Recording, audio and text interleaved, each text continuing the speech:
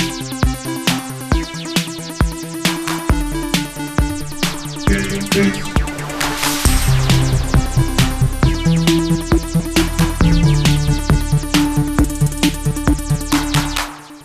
what's up, everyone? Welcome to GameFace, episode 314 on Sifted Games at sifted.net. We're here for the next couple hours to discuss the biggest and the brightest in gaming for the week, and alongside me to do that is Matt Kyle. What's up, Matt? We should have had pie. What kind of pie? Any pie. It's pie episode 314. Oh, you're right, 3.14. Do you know any of the numbers that come after the 3.14? Not really. I don't either. I don't remember them. Not that they really matter. Welcome to the pie episode of GameFace, although there is no pie. Although I do love pie. What's your favorite kind of pie, Matt? Key lime. Pretty good. That's a good one. Banana cream pie, I think, is my favorite. All pie is pretty awesome, though. Yeah, it's hard to go wrong with pie. It really is. Hope you guys are doing good. Hope you're having a good start to your week. Let's see.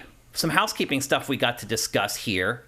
First of all, we're back at a normal day and time after doing last week's show on Wednesday, so we could get in all the gamescom stuff. We're not doing a show next week, though. Labor Day weekend is coming up here in the U.S. I am taking my first time off for the entire year this weekend. I'm actually leaving tomorrow, and I'm going to be on the East Coast in Pennsylvania through Labor Day weekend, and then I fly back the day after Labor Day on Tuesday. So I don't get back into Los Angeles until Tuesday evening. There is a possibility we could push the show to like maybe Friday of next week, but you guys know how that works, and that's a domino, which makes it really hard to do a show then on the following Tuesday. As I always say, if you want to know what's going on with GameFace and Sifted, make sure you follow the site on Twitter at Sifted Games. That's where we communicate with everybody as far as what's going on with the show and what's going on with the site and all our content, so make sure that you do that. While you're doing that, why not head over to patreon.com/sifted and give us a pledge. We're supported 100% by basically donations at Patreon. And if you like what we're doing and you want to see it continue, just head on over there. You can give us $1 a month. You can give us $1 bajillion a month. Whatever works for you. Matt, how has your week been? All right. Uneventful, I guess. Yeah. I saw the George Miller movie. Which George Miller movie? 3,000 Years of Longing. Oh, yeah. Idris Elba as a genie. Yeah, it's kind of flying under the radar. Yeah, it's pretty good. I liked it a lot. Definitely George Miller movie, but not really what the trailer makes it look kind of like chaotic and wacky a little bit. It's much more introspective than it's. A lot of it is just Idris Elba and Tilda Swinton talking in a room, which is great. You know, like you watch those two just act forever. That was cool. And one of the short films played this week in cool. A theater in NoHo to qualify for the Oscars. You have to play for a week somewhere, and that's a theatrical run. Oh. So we kind of opened for that movie. Oh, cool. Because they ran us at 1 and then that movie at 1:30. Oh, awesome. So we opened for George Miller a little bit. That's great. Congratulations. So that's good. What was that movie that you told me to watch on, it was either Netflix or Amazon. It was called RRR. Yeah, I watched that. Well, I started watching it. The first 30 or 40 minutes of that movie are insane. Yep. Then it got a little hard to watch after that. Disagree, but stick with it. There's other stuff like the beginning that shows up later. There's stuff coming. Once it got into the actual like movie with the acting and the plot, don't let the friendship like courting the girl stuff throw you off. The man attacks everybody. The man attacks Britain with an entire zoo at one point. Okay. There's the escape scene, which is crazy because there's a whole shoulder riding fight choreography thing, and then when they take on the entire British Empire in the forest. Stick with it. Okay. Stick with it. I made it like 45 minutes in. It does become very, it's a 3-hour movie. It's a big epic, but it does become sort of talky at one point, but no, stick with it. It brings it around. First 30 minutes of that movie, I'm telling you people, just at least watch the first half hour of it. It is bonkers.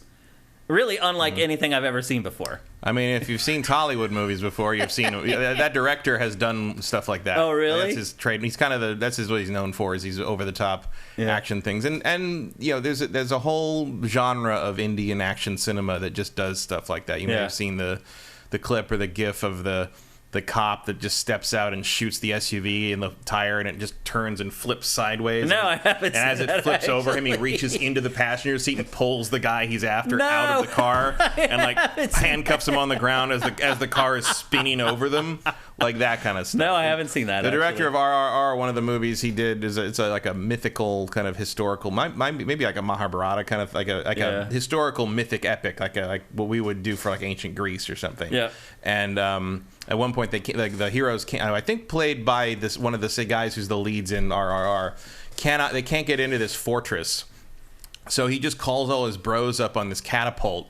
And they stand on the catapult, and the catapult launches them. And in midair, they all grab hands and form a circle with their shields out, which makes them invincible because their shields are out. Right. So they crash through on the side of the battlements through all the guys guarding the fort. And then they when they hit the ground, they split apart and all land in perfect formation in like a perfect fighting stance. And then this huge fight starts. Oh. So that's sort of, and if you've seen RRR, yep. It's that thing. It's like, it doesn't look realistic, but they're playing it comes so straight that you kind of just gotta go with it. It really is bizarre, yeah. That was on Netflix, is that right?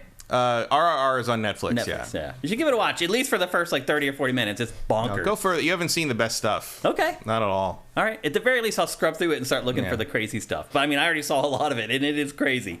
A final thing before we get going. There's one game that I didn't get a chance to play, but I came over here and Matt was giving it a go, and that is Teenage Mutant Ninja Turtles, the Cowabunga Collection.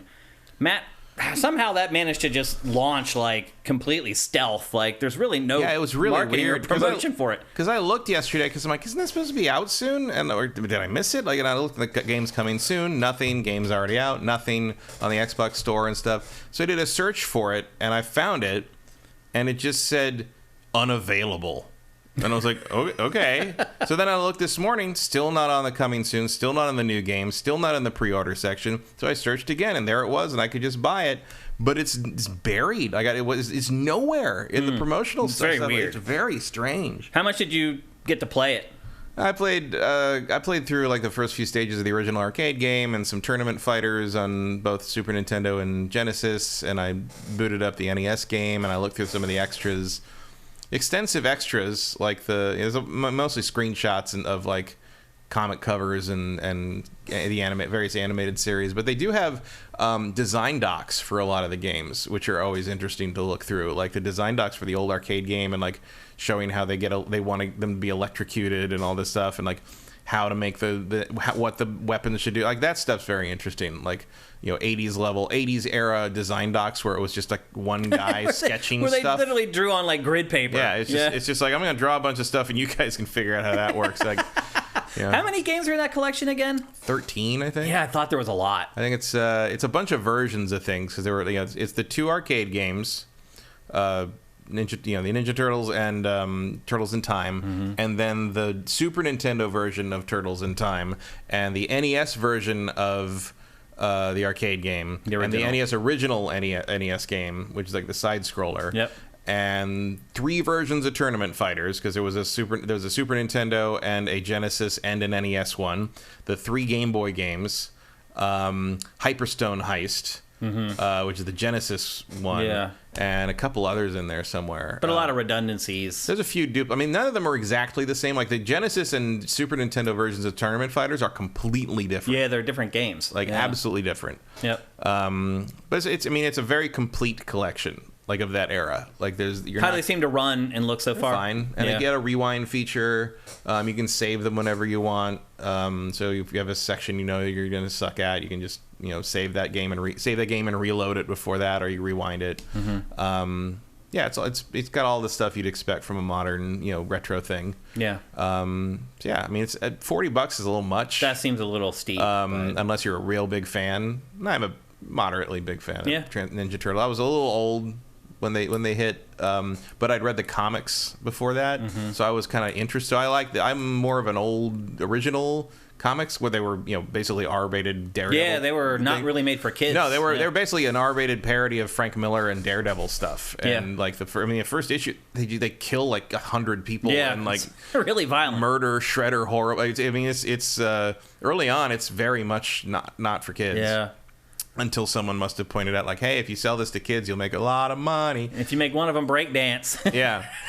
I will say, if you like Turtles and the Turtle stuff, or like you have fond memories and you haven't read the modern IDW stuff, the modern IDW continuity is really good, and especially has gotten really good recently, because they introduced like a plot line over the last few years, like a thread of the idea that Michelangelo is actually the best of them. Like, he's actually like has the most potential to be the greatest warrior, but he doesn't want to be, because he's a party dude, as we know. He's like laid but back. Also part of the reason he's a party dude in this series is because he doesn't want to kill people. He doesn't want to be violent. He doesn't want to be a warrior, he's the pacifist monster of the group. Yeah, and like there's a scene where Splinter tries to like kind of take him to task, and he beats Splinter, like real humiliating, and like and the others are like, and like Raphael's like, nice, and but he like slaps Splinter around a little bit, and he's like, I'm not gonna do what you tell me to do, because there's a point where they basically beat the Foot Clan, and then Splinter turns it on him and is like, now we're going to run the Foot Clan. I'm going to run the Foot Clan. And they're like, no, we did this because we wanted to like get rid of the Foot Clan. It's like, no, now we're going to use it as a force for good. And Michelangelo's like, that's not possible. That's like, not happening. And it's really well done. Yeah. And they introduce a human woman who gets turned into a turtle through a blood transfusion, and they kind of deal with the implications of some of that, and it's very interesting. Like it's like they get into some shit. So yeah, IDW Ninja Turtles. If you're in a Ninja Turtles mood and you want something more written for the adult fan who kind of has some backstory on things, that's a pretty good series to look at. It's all in Comixology and all those digital places. There you go. Your little history lesson on Teenage Mutant Ninja Turtles games and comics. Yep. It is definitely not what people think it is. At least no, there's a lot of different versions of them, and like I know most people probably think directly either of the live action films or the original 80s cartoon series. Although the live action, I remember when the live action film came out in 1990, it was the biggest comic book movie of all time at the box office, which no one knew what to do with at the time. The fact that it was like number one for like 3 straight weeks at the box office was like, what in the hell? Also, speaking of box office, I think it's the Invitation is the number one movie in the box office this past weekend. Oh, like a little horror movie.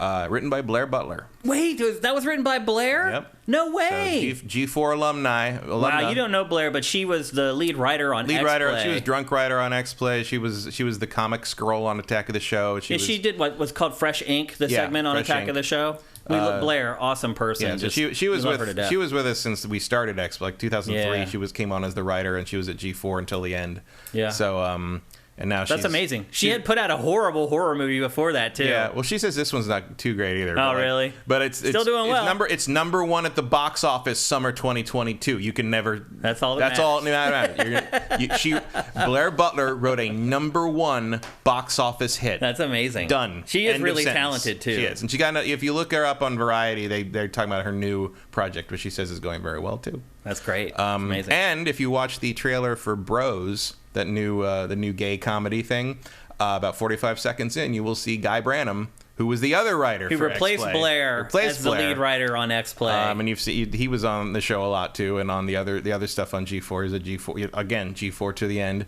Yeah. But he's got a good section in that trailer, and it gets the funniest joke. Good, yeah, I got the funniest joke in the trailer for sure. So G4 alumni making good on the big screen. It's good to see. Yep, absolutely. Before we get going, let's check in with you guys and see how you guys are doing. I saw while we were away from the last episode to this one, a lot of you guys jumped in and subscribed with Twitch Prime. I want to thank all you guys who did that. Cheshire, Tomcat, Steam, Veyanord, Magister Cato, Commander Fett, and Slagathor all subscribed with Twitch Prime while we were away. And now since we've got back, it's Corey Film, Texture Glitch, Glottis021. Is there anybody else? Steady Decline. I identify with that. That's a great name. Thank you guys for Twitch Prime. We really, really appreciate it. We really need it. And every single person that does it, we appreciate it, and we thank you very, very much. Let's see what else you guys are up to. Can't say no to pumpkin pie, pot pie. That's just Justin Orman. Johnny Hurricane's favorite pie is pot pie. Interesting. Okay. There's always someone that's got to take it to the savory. Oh, look. Manuel's back. You must be back from Germany already. Oh, yeah. I saw some pictures of you on IGN's Twitter account. You were running around like a maniac in the war room, it looked like. Before we went live, Matt and I were marveling at how many people IGN still sends to cover Gamescom. It's really insane how many people go all the way over there for IGN. Now, I do realize it's probably been a while since IGN has sent a big crew like that, but holy cow, man. Like, even back in the heyday of game trailers, the most people we'd ever send to cover anything was like 8. Yeah, but IGN's doing live stuff like on the floor and things like that. Yeah, it's pretty amazing all the people that they send. Sent Corrado and all the crew.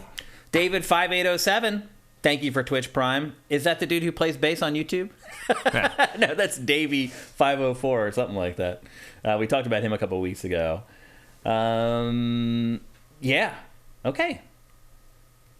IGN only needs like 4 people to cover a con. Agent Music Wolf 408. No, that is not true. You need more. I mean, if all you're doing is writing articles, I guess. Yeah, I mean, if you're just going to do the coverage and then come back, you still need more than 4. They have daily live broadcasts from the floor with like big, they're doing like what G4 used to do. Yeah, but you figure like the crew for their live setup, you need 3 camera guys. Like, I mean, at the very least, you're hiring locally for a lot of that. You're right. Yeah, a lot of the camera guys. One or the other. I mean, maybe you could get away with hiring tons of local people and only sending like 4 editors. Yeah. But like modern, like something the way IGN does it, that's a crew of 30, I would think. No, I think it was bigger than that. I think you're still hiring locally for that. Yeah. But like, yeah. And then Game Manual says 5 days of coverage with the awards and the cosplay all included. So, yeah. I mean, is that worth doing? That's another question. But to do what they were doing, you need a crew that size. Congratulations, by the way, on going all the way over there and doing a great job with IGN's coverage. Sounds like everything went well, and that's great to see. Yeah. Hopefully nobody came back with a plague. That's true. Yeah, hopefully everybody came back healthy. That's probably what's most important. You need 30 people. It's not way overdoing it. That's how much it takes to do a live production. People don't get it, Matt. See, here's what's happened, Matt. Everyone is conditioned to think like all you need is like a dude in a chair with a webcam. No, that's a huge, G4 is a lot. But you got to realize, Matt, to the modern person, that's all they need and want. They actually prefer the dude sitting at home that doesn't even go to the con and watches what everybody else does and then delivers his pontification. Yeah. But to do what they do, like when G4 used to do that for E3, our crew was like 400 people. Yeah. Like it takes a lot of people to put anything on the screen. Doesn't matter how simple you think it looks. Yeah, I mean, honestly, this show should take a lot more people than it does. Yeah, to be more comfortable, this show should probably have a crew of like 8 or 9. And the only reason it doesn't is because I work my ass off. I do the work of the 8 or 9 people to get this show together, and I run the TriCaster while we're doing the show live, while I'm hosting a show live. Nobody does that. Nobody. So I think a lot of people get spoiled by watching anyone else Patreons or YouTubers or streamers or almost us. Anyone else would have just changed to a pre-recorded format. Probably. At that point. Yep, so. You're probably right. But we like to bring it to you guys live for this very reason. The back and forth between us and you guys in chat is amazing. You guys add a lot of context. You fact check us in real time, which is great. So we don't have to like come back the next episode and be like, this is what we got wrong in the last episode. You guys do it for us live. And you're awesome. And you're giving people free stuff, and it's just amazing. Jeff Lynn, 99, thank you for Twitch Prime. Again, you guys rock. Stolty, 69, thank you for Twitch Prime. And I have worked in television and live production for 22 years, and I say you're wrong. 30 is a pretty small crew for what IGN does. I'm estimating that. Yeah. I promise. Because you got to also realize that it's not just that. They have crews that are going out on the floor doing interviews with developers and publishers and influencers. And all that's happening simultaneously. Yeah, and you have like 2 or 3... And these people work... You can't work them all day. You can't work them forever. They need breaks. They need all that. Well, you have like 3 ENG crews doing that. So you have the camera, you have the audio, you have the talent who's going to do the interviews, you have the producer who's coordinated everything. So there's 4 or 5 people with each one of those. That's 15 people right there. Yeah. That has nothing to do with the live streams. Yeah, like, you're not even bringing in local camera, local sound, all that. Makeup, hair, like it's all in play. Yep, we've done this for literally like 20 years. Trust us on this one. Like we know what we're talking about. I know nobody wants to believe people anymore on the internet, and they'd rather just listen to someone who sits in a basement with a webcam. But there are certain things that you can only learn from experience. Trust us on this one. We know what we're talking about. Someone's asking for corrections music. We should get going because I do have a hard out today. I have to be back at my place by like 5 or 5:15, so it's going to be tight. So we need to get going, and that is what we're going to do. We're going to kick things off. with easily the biggest story of the week, and not one that I think a lot of people are particularly happy about. It was announced this week by PlayStation that it is increasing the price of the PlayStation 5.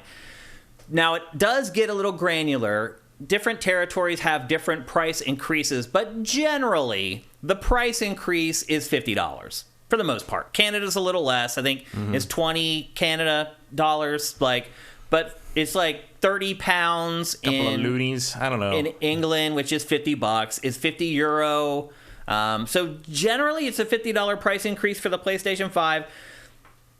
Pactor had this question asked of him literally in this last batch. Like, that episode went up free for everybody just like a week ago, where he said he did not believe that they would increase the price. He was wrong. I do think he did have some caveats. If this happened and that happened, then maybe... but it's a bad idea, and so I don't think that they will. Well, he believes it's a bad idea. I believe it's a bad idea, and PlayStation did. First of all, let's talk about the $50. Is the $50 a big deal, Matt, at all? Might be to someone. You know, that's a game, or most of a game. Yeah. Like the difference between coming home with an extra game and coming home with a console at all.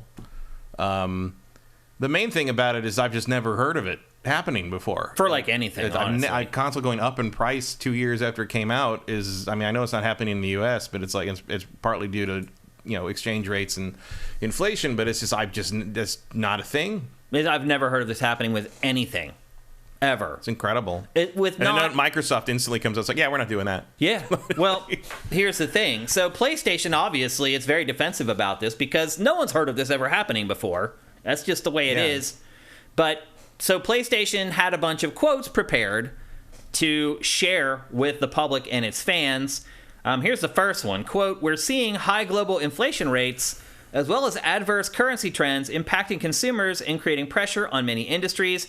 Based on these challenging economic conditions, Sony Interactive Entertainment has made the difficult decision to increase the recommended retail price of PlayStation 5 in select markets, including Europe, the United Kingdom, Japan, China, Australia, Mexico, and Canada.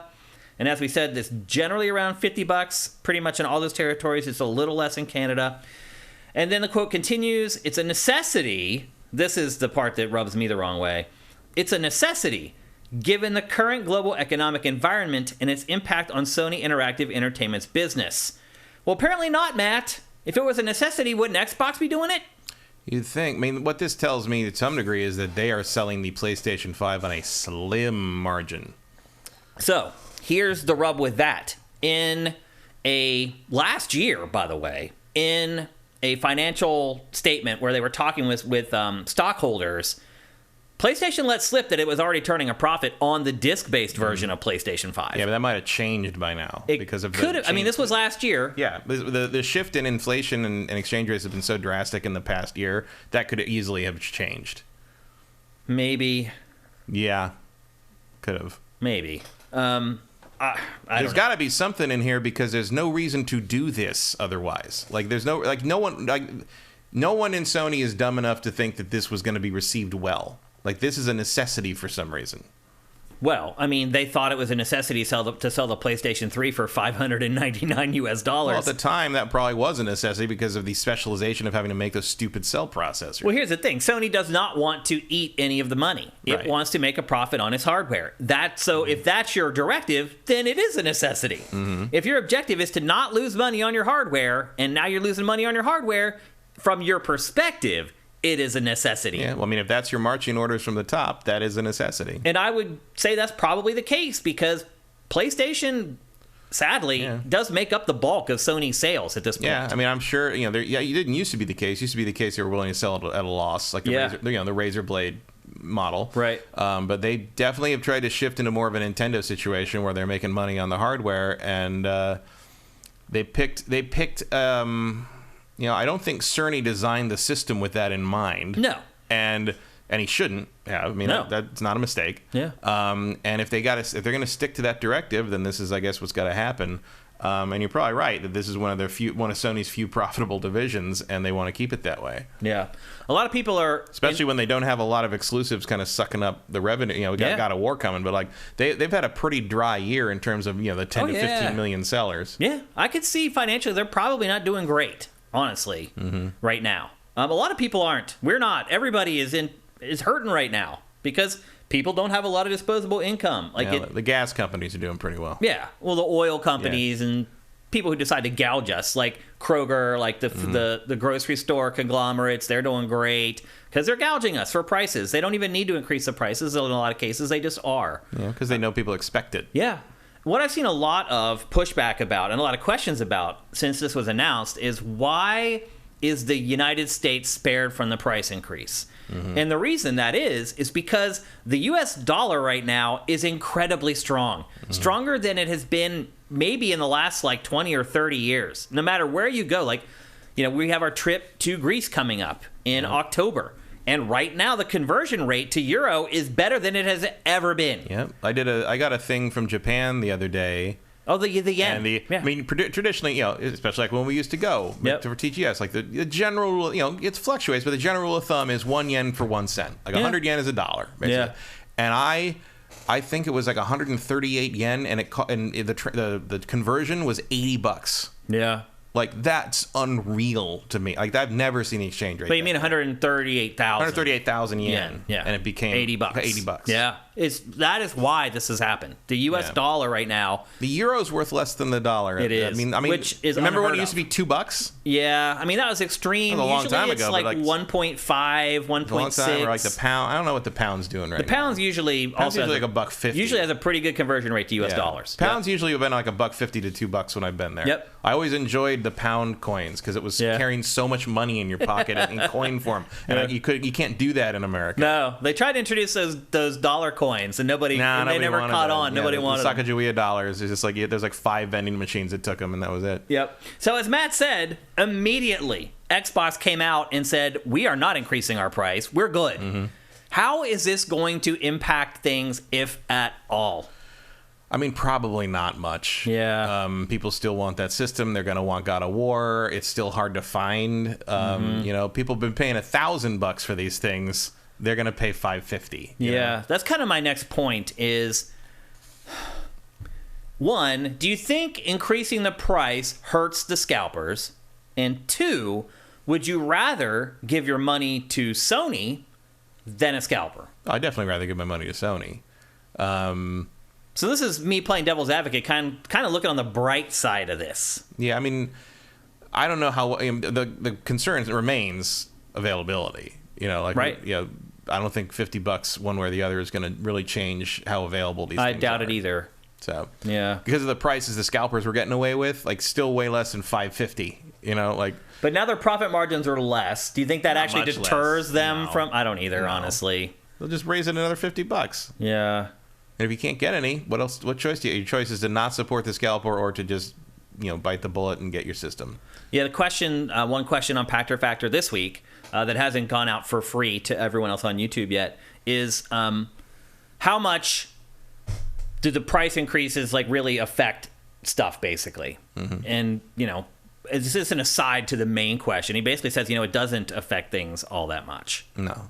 So it's just a weird thing. It's just like, we've never seen that before. I mean, it's almost more interesting from just like a general economic side of things because it's like, that's weird. Like and traditionally, I think most of the console manufacturers in the history of the industry would have been terrified to raise the price on something like this. Is not done. It's just not done. Yeah. And I'm sure you could probably chalk some of this up to arrogant Sony. And look, this is a once in a generation experience that we're having right now. Like a pandemic like this, it hasn't happened in 100 years. It probably won't happen for another 100 years. It's just I would hope not, but I think we'll see another one before we're gone. Maybe, but the point is, it hasn't happened since 1918. It's been over 100 years since it last happened, and so a lot of people, we've all been caught off guard by it. We didn't know how it was going to affect us. We headed it off at the pass as long as we could. Now the bills are coming due. Well, we were prepared for it, and then somebody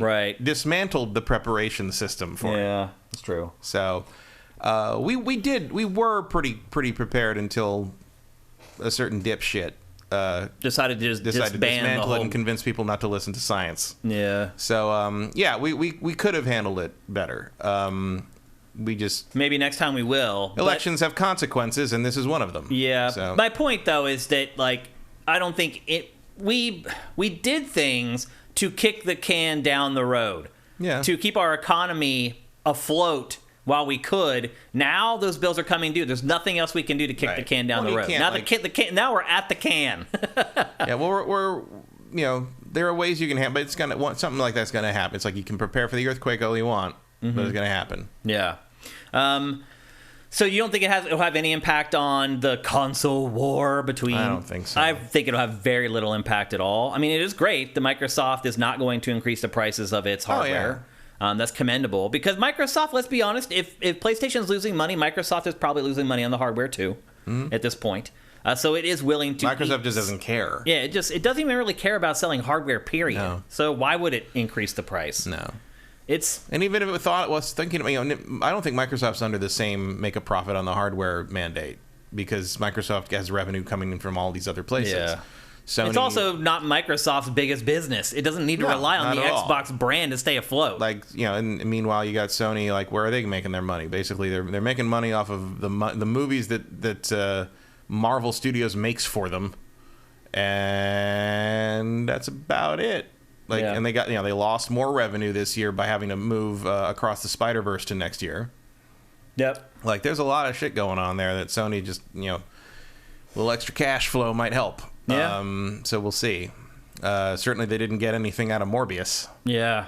Yeah. I mean, their other businesses are just not doing well. Their TV business is getting eaten up by LG. Like, it's bad. Their consumer electronics and TCL is taking up the back end low of that. end. Like, it's just there's no respite. There's no window for them anymore in that business. So Sony needs PlayStation to generate a lot of its profit and a lot of its revenue at this point, and that's what you get sometimes.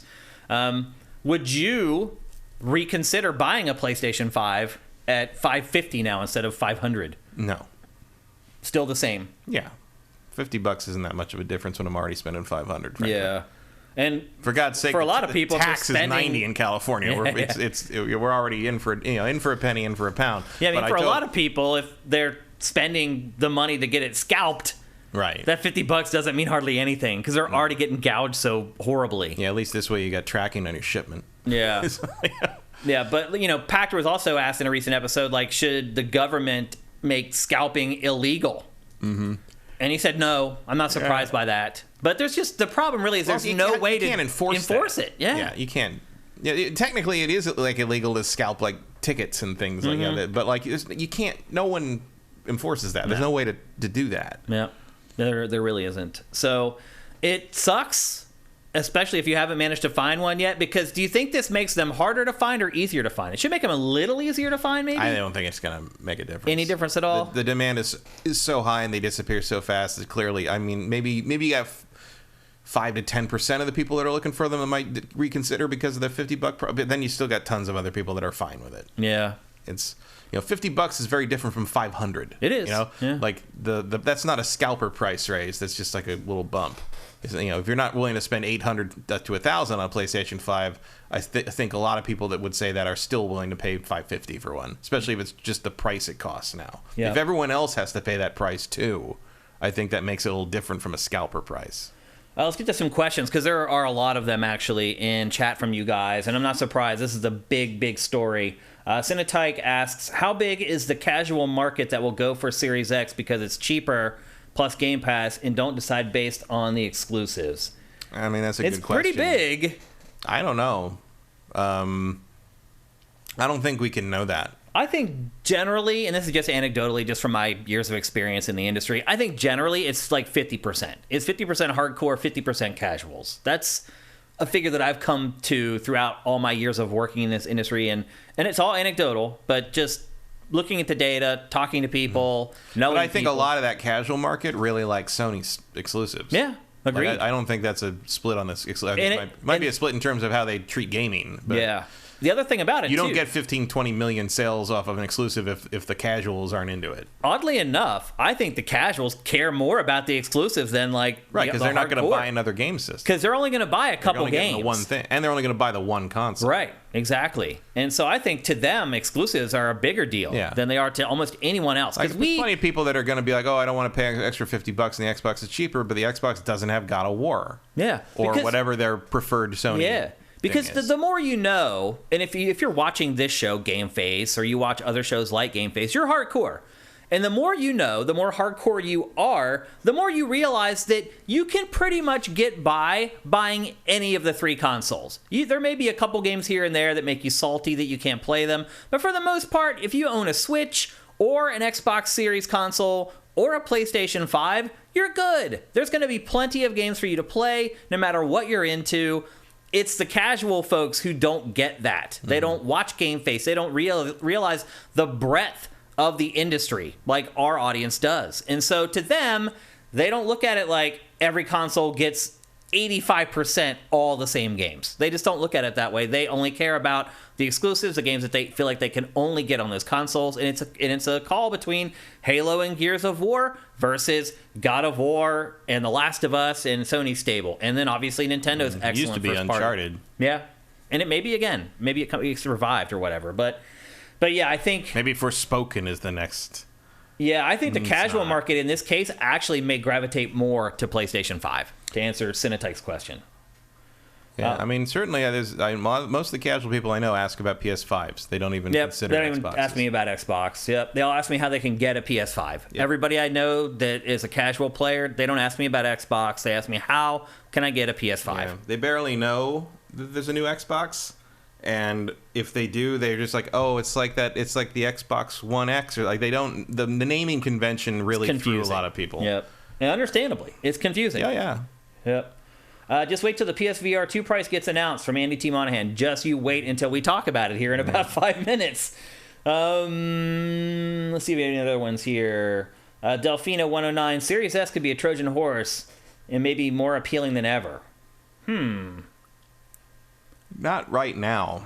Maybe like once the acquired developers start pumping out content next year or so. It's an interesting thought. Yeah. I mean, I can see a world in which Hellblade 2 becomes a thing that the casual market is interested in. Yeah. If it's marketed right. Was. Yeah. Yeah. Got word of mouth. Like, I mean, it wouldn't be all at once, but it's like there are some things coming for Starfield. Yeah. There's some things coming for Xbox that could move hardware and could really could be the beginning of a rush of casual people paying attention to that certain IP. It's true. And that's part of what Microsoft had to do. They had to have the guts to like start some new stuff, and they are. And we'll see which ones stick to the wall, basically. Yep. Agent Music Wolf 408, thank you for Twitch Prime. The Big Smoke 82, thank you for Twitch Prime. Ashes in the Hourglass asks, do you think PlayStation will ever separate itself from Sony? No, but I think there might be a day where Sony basically breaks up into its component companies, like other things. They've had an eye on selling off Sony Pictures for years. Yeah, and they won't do that until the Spider-Man gravy train stops. Because if you in the licensing contract, if someone buys Sony Pictures, the license for Spider-Man reverts back to Marvel. So if you buy Sony, you don't get Marvel, and the biggest thing you'd want from owning Sony is Marvel. Yeah. So they already sold off their cell phone business, didn't they? Yeah, they got rid of that. The TV. I mean, they will probably liquidate some stuff at some point. Is what I'm thinking. Like, there's a point at which you probably liquidate that TV division. Yep. I think someone asked a question about that. How it's doing. Not very well. Yeah. Agent Music Wolf 408 says Mobius was not a flop. Is that true? No, it was not. Didn't do great, and then they were dumb enough to re-release it, and nobody went and saw it. A flop? I don't know. I'd have to look up the box office for that. Yeah, but it did not. It did not do Venom money. I'll tell you that much. Yeah, few films do. And I mean, Venom was a big hit. Yeah, it was a big hit. Even though it was also kind of terrible. Yep. Yeah, Morbius was just sort of embarrassing. 163 million in the U.S. That's not amazing. That's not terrible though. That's not a flop. 163 million worldwide. Oh. Okay, that's not great. That's a little different. That's still though, even if that was U.S., that's still not great. 163 million. Not for a Spider-Man spin-off. No, it's not. And remember the general rule of thumb is you got to double your budget to start making a profit. Yeah. Not to make it, just to start. Yeah, to cover all the marketing and all that's probably is licensing stuff. Yeah. Budget for that is estimated 75 million. So you double that, and you're looking at 150. So maybe it pulled in like about 10 10-15 million in profit. That's nothing. That's garbage. It's not a flop. It didn't lose money, especially probably on streaming and rentals. But you do not have that DVD market stream anymore, which used to be a really guaranteed income stream. That's not a successful Marvel picture. Yep, is what that is. Definitely not for Marvel. Nope. Didn't lose them money, but it didn't make them money they need. You know? Not like Warner Brothers is about to need some serious revenue out of Black Adam to be able to afford to market Shazam 2 properly. That's a problem. It's a whole other thing. Yeah. I would not expect to see a Morbius 2. No. That's probably the best way to cap it off. Henry Pumpkins, thank you for Twitch Prime. It's awesome, man. One last question before we move on, if somebody has one. From Swan. Paramount will probably not buy Sony Pictures, but I can see Paramount. I can see NBC Universal buying Warner Brothers in a couple of years. Okay. Swanland asked, did you get any issues like your PS5 going into rest mode mid-game? I just bought one, and both times I've been playing it has happened. Wondering if there's a fix. I have not had that issue with PS5. I have that stupid LAN cable is disconnected thing sometimes. And I haven't had that problem. I have had problems every once in a while. This happens more with Xbox than with my PS5, of losing the handshake because I have my consoles going into my new receiver and then from the receiver up to the TV, and sometimes the HDMI handshakes to make sure you're not pirating, they get a little goofy and it'll the screen will go black for a little bit. It's gotten a lot better as my TV has got new firmware updates and my Xbox and PlayStation 5 have got firmware updates, but I have not had an issue with it going into rest mode mid-game. I think you may have a defective unit, or you may just want to maybe you need to upgrade your firmware. I don't know, but that is not common, Swanland, just so you know. Okay. The my Xbox does the black flash thing sometimes. But I've never had that happen on the PlayStation. Yeah, I've had it. It's more frequent on Xbox, but it has happened for me on PlayStation. Anyway, that stuff is so weirdly specific to what your setup is, and again, all the little tweak. It could be the brand of cable you have. Sometimes it's very weird. Yeah, it could be a number of things. Tracking that down is just hard, impossible sometimes. Yep. And then a second segment to this topic is PlayStation VR 2, as you guys asked about, and we've been hinting at. It was confirmed this week by two different sources. It was confirmed by an ad that people spotted on Instagram, and then PlayStation UK just came out and just announced it on Twitter that PlayStation VR 2 will be launching in early 2023. The big question now that they've increased the price of the PlayStation 5 is, one, is it a good idea to release PlayStation VR 2 early in the year next year? And two, how much is if they do that, how much is PlayStation VR going to cost? PlayStation VR is going to be $500, so they'll be able to claim that it's still cheaper than the console. Yep. And it doesn't matter when they release it; it's going to crash and burn. Yeah. I think you just get it out at this point. Get it over with. Do you think that's PlayStation's perspective on this right now? I have no idea what their perspective. I don't know. The fact that they made PSVR 2 means I don't know what their perspective is. I don't know what the hell they're thinking. That's a good point, because both of us were like, that's a bad idea. Yeah, so I don't... I mean, if you're going to do it, just do it. Get it over with. You know? I even wonder if 500 is going to get it done. I think it may be more. Could be. I think they're going to try to keep it under the price of the system. So I think 500. So they could go up to 550 now. They could. Well, not in the U.S., obviously, but other places they could. I think they're gonna. If you make that more expensive than the system, you're out of your mind. Yeah. And the components do seem like they could probably have to do that, but that's nuts. I think they're losing money on PS5 right now. Yeah. But also, PS5 is a proven thing. Video game consoles are not a thing you need to worry about. Is this going to be a thing that catches on or not? Particularly the PS5. You're going to be like, okay, we can kind of sell this for whatever we need to get a margin on it. PlayStation VR 2, you gotta make it a good deal to get anybody even to look at it twice, I think. Mm-hmm. So, I think particularly after PlayStation VR 1, I don't think I'm the only one who bought it and regrets it. Yeah, I wouldn't think so.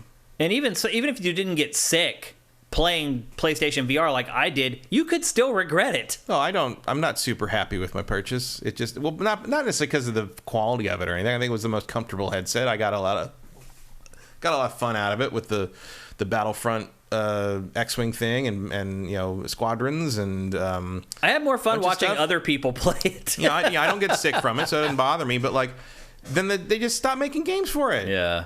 The last thing I played was what, that Iron Man game, Yeah. and like I couldn't play it because the load times on that game were like 3 minutes. Like I'm not gonna sit there staring at nothing for. Yeah. I'm sweating my ass off in that thing. Yeah. It's not comfortable. I agree. I do agree with you though. I think it's going to crash and burn.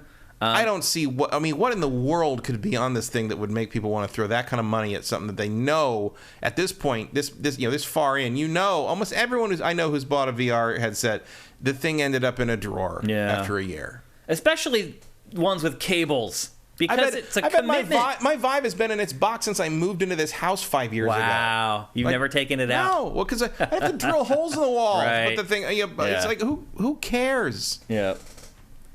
Yeah, Big Smoke 82 says, I had the same exact experience with PlayStation VR. I got sick after 20 minutes, so sold it on. I never did sell mine. I regret it now. You should have. I should have sold it. I never did. And it didn't matter. People would be like, this game won't make you sick, and I'd play that game and it would make me sick. I may last 11 minutes instead of 8 minutes with that game that won't make me sick. So yeah, it doesn't mean I just ran out of stuff to do. I played that Star Trek Bridge Crew game for hours and hours, and I was in that game for hours. Those were the only games I could play. I could play like Wolves Among Us because I'm just sitting still and I'm just looking around. What about the Arkham game, because you're just sort of standing there? Arkham game, I made it through most of the way, but generally anything that has like any sort of movement in it, where I'm moving one direction and other things are moving the other direction on PlayStation VR, it just killed me. Literally, I wish like I were dead. Like it made me feel that rotten. What was that, like that crime one? Blood and Truth or something? Oh, yeah. Remember that? Yeah, it was made by the team that made the Getaway. The Getaway, right? like the remnants of the Getaway people. Yeah, that was pretty good. Yeah, but it made me sick though. You got like one game a year after the initial launch. That's pretty much how it works. Looking at. Yeah. So I do not think if it comes out early next year, the prospects for PlayStation VR 2 are abysmal. Like I do think they should at least delay it till the fourth quarter of next year. Hopefully by then inflation will have had a chance to come down and people will have more disposable income, and then hopefully they can sell it at a cheaper price, because I agree with you, it's at least going to be $500, and that is going to make it DOA. Dead on arrival, dead in the water, no chance. I mean, I guess you could launch it, kind of soft launch it, and get like the bugs, 200,000 units out there. Get some software going, like have something in play, so by the time it's time to push it that fall for holiday season, you've actually got some stuff to show. Yeah, and some units to move. So like that's the only thing I could think of. Yep, it's not looking good. But you just gotta get it done. You just gotta, Yeah. It's gonna be unpleasant, but you just have to get it over with. It feels like that's where we are with the PlayStation VR 2 at this point. It's not good. Then a final note on Sony this week: it bought a mobile developer called Savage Game Studios. The studio will work independently from the console side. Ashes in the Hourglass makes a good point. If VR2 launches with the Horizon game, it guarantees that Breath of the Wild 2 will be out a week later. Every time Horizon comes out with anything, a way more critically acclaimed game comes out a week later. That's true. That's what happens. Yeah, it does always happen that way for some reason. Anyway, Sony bought Savage Game Studios, and they're there to develop mobile games for PlayStation based on PlayStation's IP. The crazy part about this, Matt, is that the company has only existed since 2020. Basically, that explains why I don't know their name. Yep. And mobile games. Well, apparently the studio is kind of an all-star studio where they took a bunch of mobile developers from a bunch of different mobile studios and brought them all together into like this super team. The clashest of clans. Exactly. They had to do nothing to get acquired by PlayStation. What message does this send to people in the industry right now? I mean, didn't kind of the same thing happen with Haven Studios? A little bit, yeah. I mean, you're basically saying, like, you know what? Get a team together of people with great reputations for developing games, and then just wait. I mean, if you, I'm just kind of, the music business and like just that. Get rich. The music business like that too. Form a super group, and you're gonna get a contract. It's crazy. These guys, their company was formed in 2020, and they're now selling it for millions and millions of dollars. I mean, that's to PlayStation. That's the tech business. With like hardly any output. A lot of the tech stuff, if you're following kind of the sales and acquisition stuff, even in the non-gaming space, it's all about who's involved, not what they're doing. Yeah. It's like, oh, this is the guy who co-founded Snapchat. Yeah, I'm in. Right. Like they think everything that anything that person does is going to be gold. Because everyone's afraid to miss out on what the next thing the guy who made the last big thing is going to do next. And generally, they never come up with another thing. Very rare you have 2 hits like that in one. Yep. Yeah. It never works out. Certainly not back to back. Yeah. But like. This is just sort of a miniature version of acquiring King. Yeah. Or PopCap or whatever. Yeah. It's just like you did one amazing thing that caught fire, and we don't want anyone else to get that. Yeah. Even though you'll probably never come up with another idea like that again. They are working just recycle that same idea over and over and over. Yeah. They're working on a AAA mobile live service action game. So we've been asking, like, PlayStation has this goal of 16 live service games by the end of first quarter of 2024. And we keep wondering how they're going to get there. Every acquisition that PlayStation has made, and it has made a lot, by the way, now at this point, almost all of them, every developer studio is making a live service game. If you need any better indicator of where the industry is headed right now, PlayStation is telling you where the industry is headed. It is headed to a place with far fewer games, and every game is going to be a living, breathing amoeba that lives on and morphs and changes and gets added to and taken away from for years and years to come. And I know a lot of people don't want to hear that, particularly from PlayStation, because PlayStation is the one platform that is the platform of the single-player standalone video game.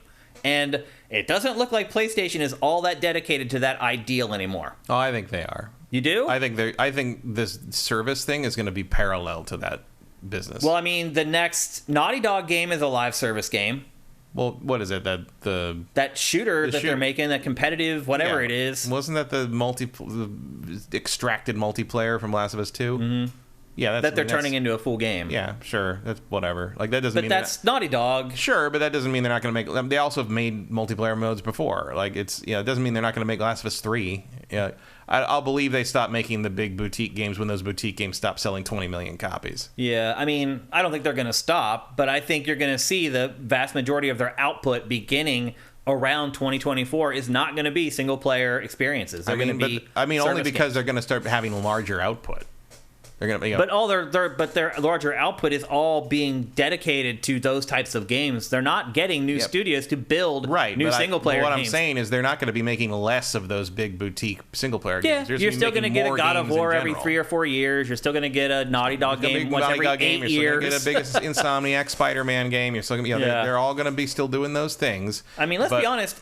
Naughty Dog takes like 7 years to make a game anymore. The output rate is not going to change of those things. They're just going to put out more games, and they're all going to be games you don't want to play. Well, we'll see. I actually don't mind service games, but I mean, if you make the game fun to play aside from the service, like there's a big difference between Destiny 2 and Babylon's Fall. Yeah. You know, like I'm not worried. You know, if I can ignore the service part easily enough, I'll play your game if it's fun. Which is what you and I generally end up doing. Largely, we play through the single player content, and then we mess around with the service stuff, and then we never go back. Yeah, that's typically how we operate. And I'm betting a lot of you people do the same thing. That's how a lot of people do. Yeah, you know, watching like my brother-in-law play stuff like what's that Square's kind of, you know what I'm talking about, like Over something. I don't know what you're talking about at all. It was on the Xbox. It was Game Pass game. It was like kind of Gears of War-y, but it was like a future-y. Oh, Outriders? Outriders. Yeah. Like that's, you know, my brother-in-law plays that, and like you barely know it was a live service thing. Yeah. It's just him and his co-op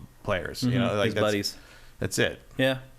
Anyway, another crazy week in PlayStation land. It seems like every week we're able to put together a topic that's just a roundup of what PlayStation did that week. It's just week after week. I mean, you can't say they're not staying relevant in the news. Sometimes it's not for the best reasons, but they're keeping themselves out there and in the lexicon, and there's some value to that. But generally, you want it to be based on good news and not bad news. So there you go. Also, I think everybody's waiting for Fortnite to falter. Yeah, and it just won't. They're waiting to. They want to be in position in case that happens. Yeah, you want to pick up all the people who fall off the table. You want the Apex Predator to, no offense to Apex Legends, but you want an Apex Predator when it shows some weakness to be able to jump into that slot. Yeah. So I think that's part of it too. Of course, everybody wants to be, because if you get one game that hits like Fortnite, you're golden. You right now, Fortnite is propping up Epic Games like you can't even comprehend. All our old buddies that we used to work with at G4, they're all living off Fortnite money. They're all living in Raleigh, working at Epic, making bank off of Fortnite. And there's a whole gigantic corporation there. Everybody there making pretty much all their money off Fortnite. So if you're PlayStation and you're like, man, if we can get 1 or 2 of those, holy crap, that's like game changer. And you're right. I think every company right now is trying to position themselves in a place where finally when Epic and Fortnite falters and people finally start leaving that game, they want to catch that fall. Yeah. The pitfall, of course, is that the next big thing is always from the place you least expect it to be. Yeah. Fortnite, like, who in the world? Well, think about what Fortnite was before it was morphed. It was just a random little, like, we're going to put out a little PUBG ripoff free mode and see, like, whoops, we made the biggest thing of the decade. Yeah, because the bulk of Fortnite wasn't that. No. That's not what it was. It was a tower defense game. It was a tower defense game, yeah. Like a campaign-based tower defense game. Made was a tower defense game. So you're right. Which is still in there. It is. It's there. Nobody knows. But nobody plays it, but it's there. And before they had Minecraft, who the hell thought that?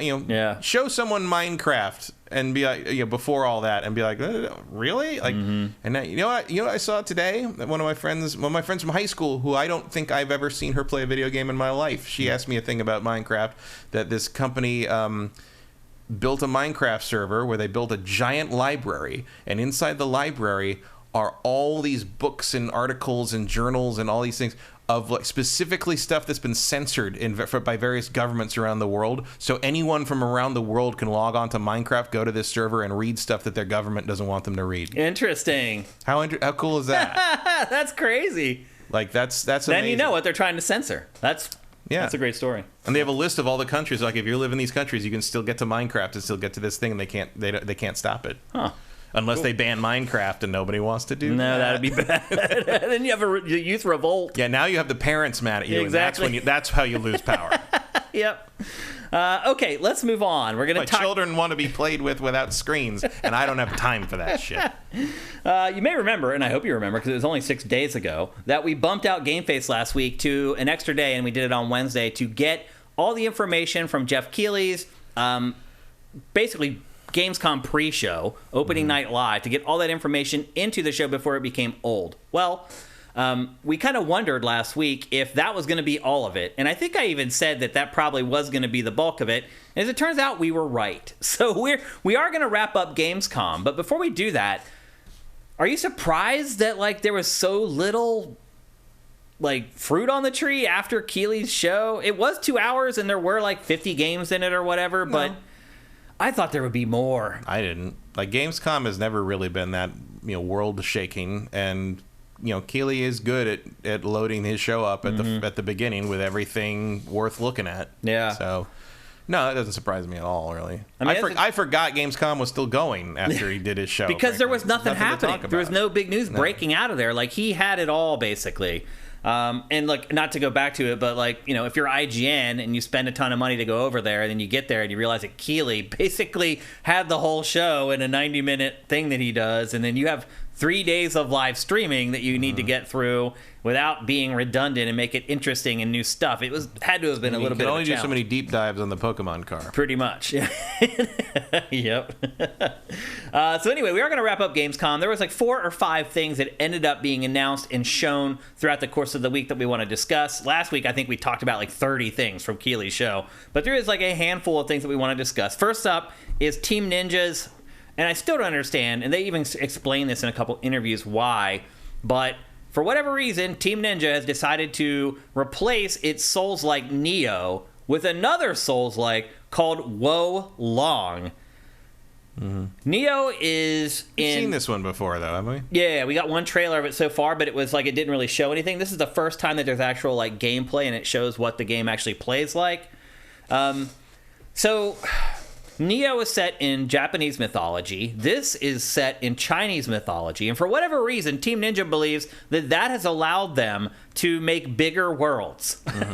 That literally they said that because this game is set in China, now we can make bigger worlds for the game. I have no idea where the logic for that comes from, but that is direct from Team Ninja. I think they're kind of talking about how they're dealing with like the kind of the Romance of the Three Kingdoms stuff, and like those are just broad sweeping epics that let you kind of do big battlefields. I mean, Neo didn't really do that.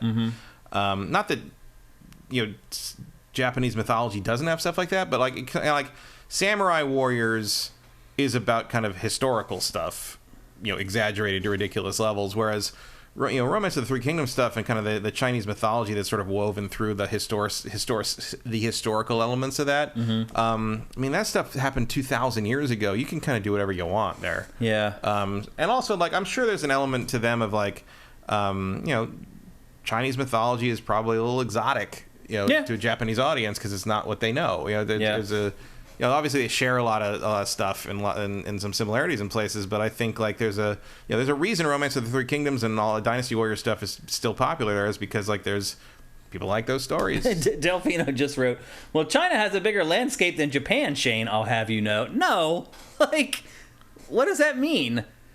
I mean, China's a bigger country than Japan. That has nothing to do with putting levels in a video game. No, but I think they're talking about just sort of the scope of the battles. I mean, I don't know if they're talking about actual square footage. I feel like it doesn't matter as long as you're not replicating the country. Building the whole country, it doesn't matter. But I think they're talking about scale and scope in terms of like the battles and the cast of characters and kind of the variety of creatures and monsters and weird shit. Well, we did get some details about the game from Team Ninja through various interviews and other previews that were done. I feel like Neo had kind of done what it was going to do. I was not a fan of Neo. I think Neo is the hardest Souls-like. I agree with you. I think it's way way harder impossible. than the Souls games. I don't... It expects a level of familiarity and mastery of the gameplay systems that I just simply was not willing to put in the time for. I mean, you're right, though. This is kind of like... Which is very Team Ninja. Dark Souls cross with Romance of the Three Kingdoms. And I just keep wondering, why won't we just get a new Ninja Gaiden game? Why are you making Wo Long instead of Ninja Gaiden? I don't understand I think because only people our age care about Ninja Gaiden anymore. But nobody cares about Wo Long. They've never heard of it. But they might. But you know what doesn't exist? Wo Long 3 Razor's Edge. That's funny. Like, a lot of goodwill was blown by Ninja Gaiden 3. Yeah. Not that much, though. I think a pretty good amount. I mean, honestly, Neo restored I am faith. definitely going to look sideways at a Ninja Gaiden 4 in a way that I do not at this game. I wouldn't, though. Not after playing Neo and after seeing the stuff that Team Ninja's been doing. I think it's totally capable of making a great Ninja Gaiden game. I don't really want a Souls-like Ninja Gaiden. I would want a normal Ninja Gaiden. Wasn't Ninja Gaiden kind of the first Souls-like? Not remotely. Not at all. I mean, it was hard as nails. It was hard, but that's not what you had makes... to repeat that's not what makes, sections of the game over and over again. Only if you suck. And you didn't get any better. That was the thing. Is Dark Souls... Well, you got more attacks over time, but you didn't get any better. Like, you couldn't upgrade. There was no RPG elements. Yeah, that's the whole thing. And this looks interesting to me. I would definitely... I'm also interested in Where Winds Meet, which is a similar kind of thing. I bet that's got Souls elements to it too. Ninja Gaiden would be like a straight action game, and that is just not what the trend is right now. Yeah, I would love to see one because I miss that franchise. Well, you would be seeing the last of it forever then, probably. Yeah, because it would bomb. So we got some information about it. I don't think it would bomb. I think it would do better than Wo Long. I don't necessarily think that's true. I do. We'll see.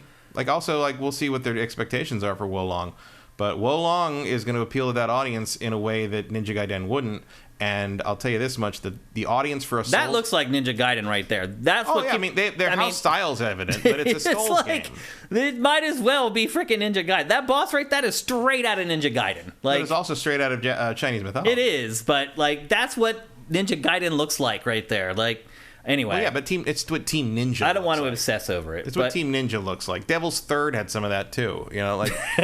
I know that wasn't Team Ninja, but it was still Itagaki. There's a pedigree. The remnants of Team Ninja. Yeah. So anyway, we do have some details on this. The first thing you probably noticed already is there's a jump button in the game. And that obviously changes a lot about these types of games, whether they have jump or they don't. And they said because of that the levels in the game have a lot more verticality, that you end up doing a lot of climbing and going up high. Well, Team Ninja's been paying attention. They know that as soon as you saw that first Elden Ring trailer, you're like, okay, we're going to be jumping from now on. Yeah. Dark Souls doesn't really have that, but... certainly Sekiro did. Yeah. And Elden Ring did. So, the verticality is I think, here to stay. I like that. There's no stamina gauge. No stamina gauge in this game at all. Interesting. They want it to be more action-focused and more Twitch-based than Neo was. And so there's no stamina gauge in it at all. I mean, that's good news. I feel like the stamina gauge kind of held Neo back in terms of...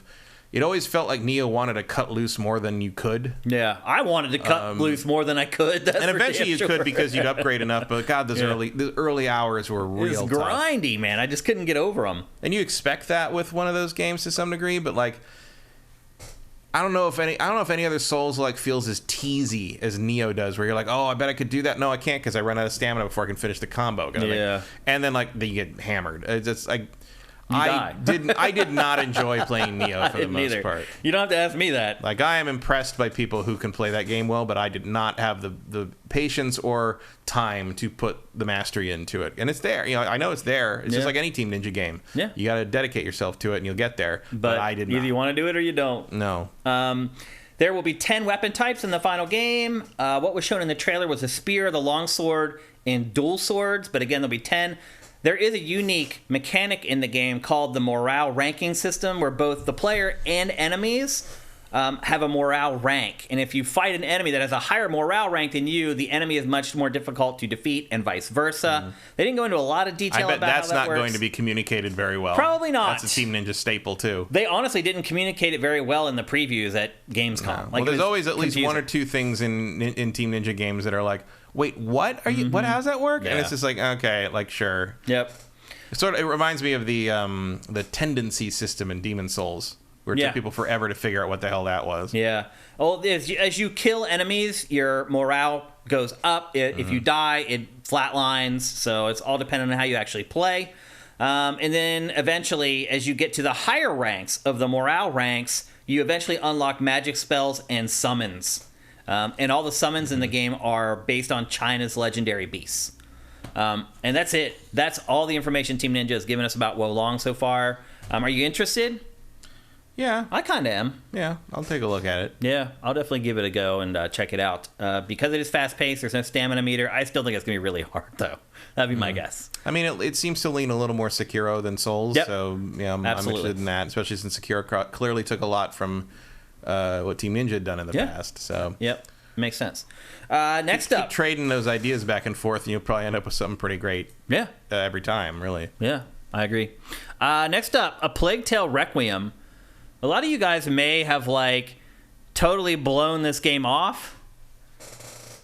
I kind of expected to be out by now, but I guess it's coming out on October 18th. Yeah, that's what I thought. But it's this is next gen only, by the way. This is PlayStation 5, Xbox Series X, PC, and Switch somehow. Must be a cloud thing. They did not say cloud. I kept waiting for them to say, and in the cloud on Switch, it just said for Switch, which I'm like, okay. All right. But this game looks awesome. Everybody going to be made out of 3 polygons each or something. I think you guys might want to recalibrate the rest of your year at this point, because a lot of the big games are not coming out, and you need to start looking at games like A Plague Tale Requiem. Well, also, the first one was great. It was great. One of the more underrated games from that generation. Even if the fall was crowded with great stuff, you should still be looking at this, because the first one was very, very good. I would recommend big surprise on Sifted.net to follow this game. Go to its game page and just click the little gear next to its title. I think Plague Tale's on sale or something right now. I think the original. Yeah, I think Innocence. I would definitely play the first one in preparation for this. Yep. I'm planning to replay it because I never finished it. And we got a lot of information about this finally. I mean, the game is coming out now in 2 months, so it's good to get some information. Or a month. Well, October 18th. Month and a half. Yeah. It's set a few months after the end of the last game. And the last game took place in the 14th century, if you don't remember. Basically, a brother and sister team, Amicia and Hugo, they head south to try to get away from the plague and the rats. The brother, Hugo, claims that he can see this mysterious island, and then the plague awakens in him, and the whole thing starts all over again. They had gotten away from the plague in this new kind of hamlet. He has this dream of this island. He wakes up and the plague ignites inside him, and suddenly it's spreading all over their area that they had kind of found this safe haven. So they continue venturing south to try to find this mysterious island because they think it's going to be the place where they find the cure to this horrible plague that Hugo has. So it's kind of like a buddy cop story with the sister and the little brother. There's a lot of co-op stuff going on between the two of them. As you can see here, they do find allies that help them, but it is going to be a little bit of like a escort mission, the game type thing, where you're kind of taking care of your little brother the whole way through. Well, there was some of that in the first one, and the brother was pretty self-sufficient. That's good. There's a crossbow that you can use to remove armor from enemies. There's stealth kills. There's flashbangs. There's whips. There's crafting. Hugo, the boy, eventually gets rat abilities. He can see through walls. He can control the rat swarm. Famous rat ability, seeing through walls. He can see through exactly. He can see through the walls. He can control the swarm and sick it on enemies, which is pretty awesome. But what I gather from this trailer is it seems like those moments are like cinematic, where they're just like these preordained times. And because after it happens, he's like debilitated and weak. So it's not like something where you keep using it over and over and you can keep spanning like the rat swarm, which would be awesome. Hopefully in the third game we get something like that. The faces are very impressive. Yeah, the game in general looks great for what is really an indie game. They've done a really good job on it. I think it looks amazing. And this is the controlling the rat swarm, which I was just talking about. I don't know. I'm pretty excited for this game, Matt. And part of it might be that, lowered expectations because so many other games have been delayed, but I think this game is looking hot. Like, it's one of, I think, the most anticipated games remaining in 2022. Yeah. I hate to tell you this, but you should start keeping an eye on this game. If you're interested in playing games throughout the end of the year, this is probably going to be one of those games that's going to fill a gap for you. I would be telling you that even if Zelda was coming out. Yeah. Like, the first one was really good. Yeah, we're big fans of the first one as well. If you go back and watch GameFace when that came out, we were both all over that game and pleasantly surprised by it, probably is the best way to describe it. But yeah, they pretty much laid the game bare here with this trailer. It's a nice 5-minute gameplay focused trailer, and there's a lot, you can't hear it, but there's narration underneath that explains almost everything. So I'm pretty excited for this game, Matt. I think it's looking pretty hot. And again, with the lowered expectations for the fourth quarter of 2022, it's looking really awesome. But there you go. That is coming to, as I said, next gen only. So it's PC, PS5, Xbox Series X, and somehow Nintendo Switch. I am still not 100% sure how that's going to happen. And I agree with you. I think it probably is going to be a cloud game, but you think they would actually share that for its big coming out party at Gamescom, and they did not. So who knows? I think maybe they just figured you'd know. It's like anybody should figure that out. It's possible. Next up, the Dark Pictures, The Devil in Me. This is the next entry in this anthology horror series. It is actually the fourth game in the anthology series and the season 1 finale. So it appears there's going to be 4 games per season. This is the last game for season 1. I would argue that this is the most conventional of all 4 of the games so far. It is basically Hostel. You go to basically a group of documentary filmmakers get a mysterious call inviting them to a modern-day replica of H.H. Holmes' murder hotel. And they get there, and they discover that they're being watched, and they're being manipulated, and then suddenly they're trapped, and there's much more at stake than their TV ratings. Oh, horror, you're so original. Yep. You explore every nook of the World's Fair Hotel using all new features. And so here, finally, the franchise is expanding out to be a little more interactive. And I think that's a good thing. You'll be able to run, jump, and climb. And in most of these games, it's really just making decisions. And, that's pretty much it. So they're adding at least a little bit more action and choice into the franchise for the 4th entry, which I think generally is a good thing. Yeah. It's no quarry. But eventually you end up getting trapped in killing rooms where your own death is by the killer's design. So basically they're like escape rooms, part of the game, where if you don't escape, you die, aka Hostel. If you haven't seen the Hostel movie franchise, that's basically what it's all about. It will have a 5-player pass the gamepad mode. I am wondering, though, will there be a season 2? Do you think so? I mean, these seem to have done okay. It's hard to get a read on whether these games are actually selling or not. I mean, they wouldn't have made 4 of them if they weren't doing something. Unless they had just signed the contracts, because these also come out very frequently. I don't think that's a contract that would hold if you were losing money every time. Yeah. And the collection is still full price. Like, they're fine, I think. Oh, there's also character inventory, by the way, which also these games never have. So They are inching, and there's puzzles, like Resident Evil style puzzles. They are inching it towards... Yeah, well, some of this seems to be like they've used some of these as like test beds for the ideas they have in their bigger games, like The Quarry. Yeah. Yeah, sure. I haven't actually played any of these, but I've thought about it. I thought about it because like, you can get the first two for like $3 each or something. Yeah.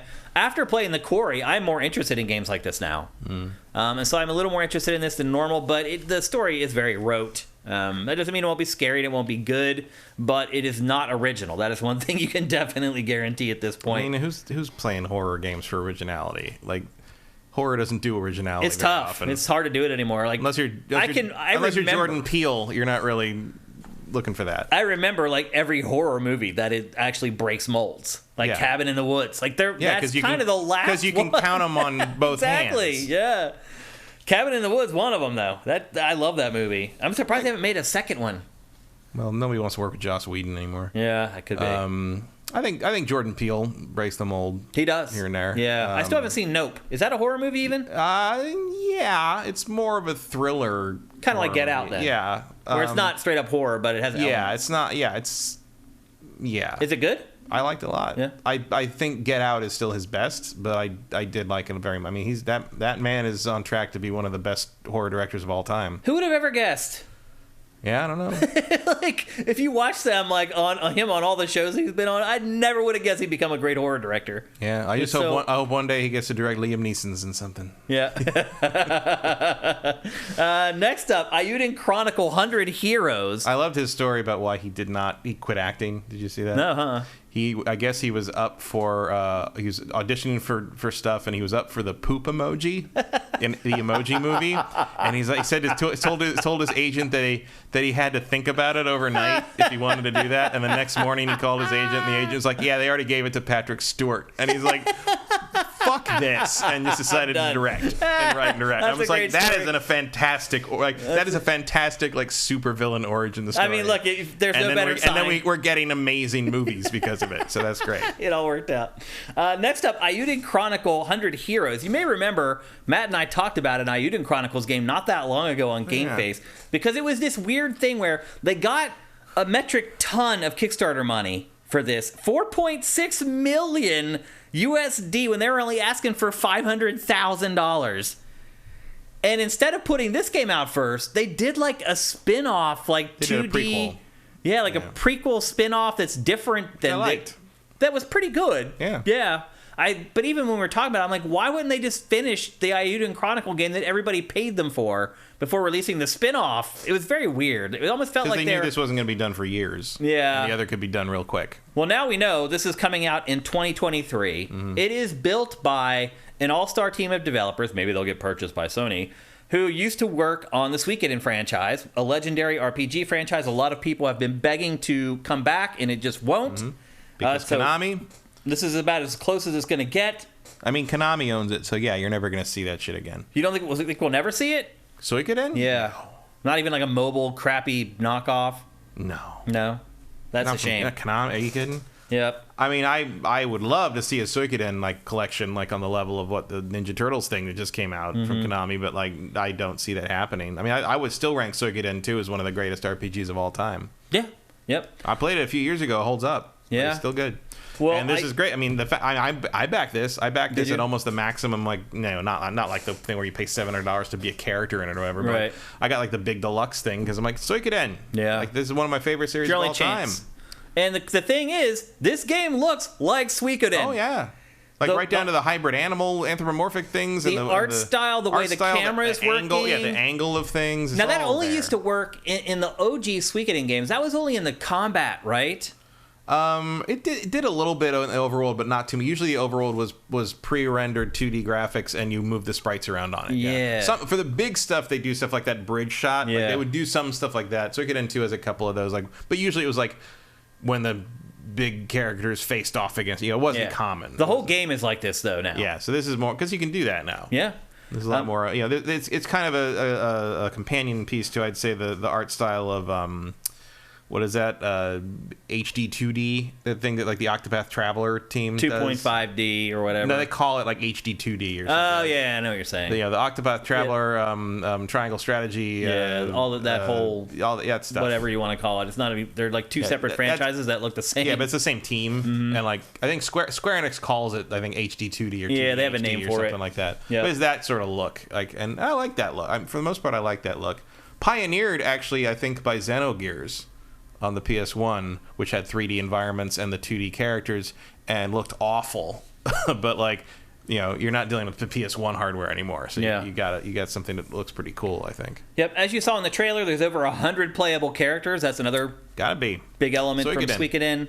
Gotta have 108 stars of Destiny or whatever. I don't know, nebulas of fate. Like, I'm sure they'll call, you know. I expect this to be almost a 1-to-1 with the names changed to kind of Suikoden formula, which I'm absolutely fine. That's what people pay for. That's why they got $4.5 million to make the game. Yeah, it's like, and isn't that so weird? It's like, clearly there's a demand there, and Konami just will not fill. Same thing with the Bloodstained thing. Let's be honest, though. If Konami funded development of this, it would cost way more than $4.6 million. Maybe. I mean, it is a little interesting how... I mean, I'm sure this costs more, too, but they had investors that were contingent on getting the Kickstarter money. That's it is interesting, though, how when the chips are down, somehow developers find a way to make games a lot more cheaply than they would if they were working for a publisher. But well, part of that is because if you're working in a company that's just made up of the developers and maybe a couple people running the head, like, that's a much leaner and meaner organization. You know, you don't have to have all the overhead that a big company would have, and you know, there's no efficiency there with, you know, and with Konami, you'd be dealing with a company that doesn't even want to make the game in the first place. So of course you're gonna have a problem, you know? Yep.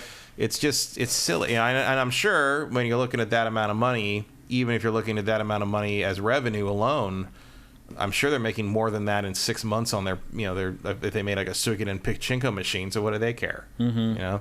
Yep.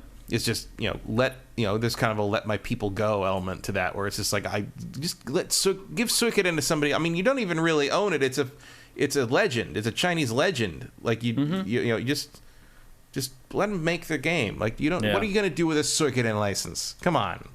It's a good question. Yep. Although to be fair, the last few were so uneven that I could see them wanting to make a clean break. So yeah. And this way, the people making it own it. Yeah, yep, it's true. And then the last game, and this is just me being selfish, that we're going to talk about here from Gamescom is NHL 23. It's coming out October 14th, so not long to wait. And yes, Vincent, I did see and backed the Wild Arms and Shadow Hearts successors on Kickstarter. Okay. Love Shadow Hearts. Like Wild Arms. NHL 23 is coming out October 14th. It is having a much bigger focus on women's hockey. It's actually going to have a mixed women's and men's teams in Ultimate Team. It also is going to include cross-platform matchmaking for the first time, at least for players from the same generation. And that is in hopes that there will be a bigger pool of players to play Ultimate Team with, because that's their moneymaker. And right now, not enough people buy NHL each year for there to be enough people who stick around playing Ultimate Team for the long haul. So they've struggled having enough people to really make Ultimate Team what it should be, and therefore generate as much money as they can from the game.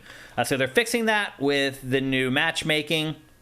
They've also added some stuff to the gameplay. They've added like 500 new last chance puck movement gameplay animations. Basically, after you've been checked, it used to be in the past in this franchise, once you were checked, you were just done. Like, you couldn't continue controlling your character, like you went through a canned animation. Now, after you get checked, you can actually still maintain control of the puck and actually make a move afterwards, which is a big deal for people who have been playing this franchise for a long time. Holy puck. Yeah. They've also overhauled the strategy system, which allows you to easily game plan and fine-tune your playmaking skills. So not a lot of huge changes coming for NHL 23. Also, this trailer is terrible. It is like the most gratuitously... This is a trailer? Yes. I know that girl right there, by the way. That's Marissa. She used to work with... Was she on Electric Playground? Yep. Yeah. And I'll say this, too. She knows hockey. Like, yes, when we would go on trips together... She's from Canada. When we go on trips together, like, we would always end up covering hockey stuff because we both loved hockey. And we'd end up talking about hockey for like 2 hours at dinner, like, whenever we would go to events together. So they got the right person working on the franchise, but I just think this trailer is just awful and trash. But I think they're just trying to spark some kind of excitement in the NHL franchise, because it really has just kind of just lagged behind EA's other sports games for quite a while now. So, and again, that's me being selfish. I realize most of you guys do not give a crap about NHL or NHL 23. But I gave it 2 minutes, and I'm gonna just, you're just gonna have to deal with it. And that's Gamescom 2022. So we talked about all the stuff, and we talked about Gamescom last week for like an hour and a half. Like, when I got home and started looking. I was like, damn, I didn't realize that topic had gone so long. Because they put all this stuff in it. Because it was all in Keeley's show, and what we just talked about was all that was left over for the entire rest of the week. Now, there was other indie stuff, obviously, but as far as like big stuff that we would talk about on GameFace, that's pretty much the bulk of it. And my big takeaway from all of this is that A Plague Tale is a game that I think people are going to end up discovering this year. Even though they may have slept on the first game, I think people are going to discover it this time. It very well could get them acquired by somebody. It's possible. Absolutely. But anyway, that's it. That's us putting the cap on Gamescom 2022. I'm just glad that it happened. And again, I hope that a lot of people came home and nobody gets sick and all that kind of stuff.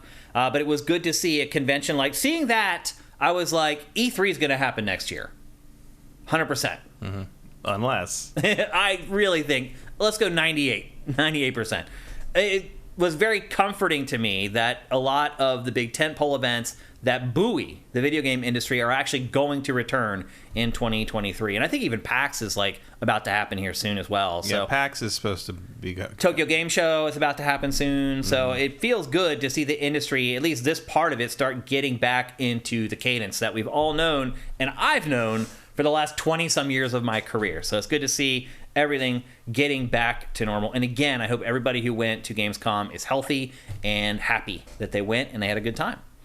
Okay, let's move on. We're going to talk next about a game that Matt has been playing this week, and I have not been playing.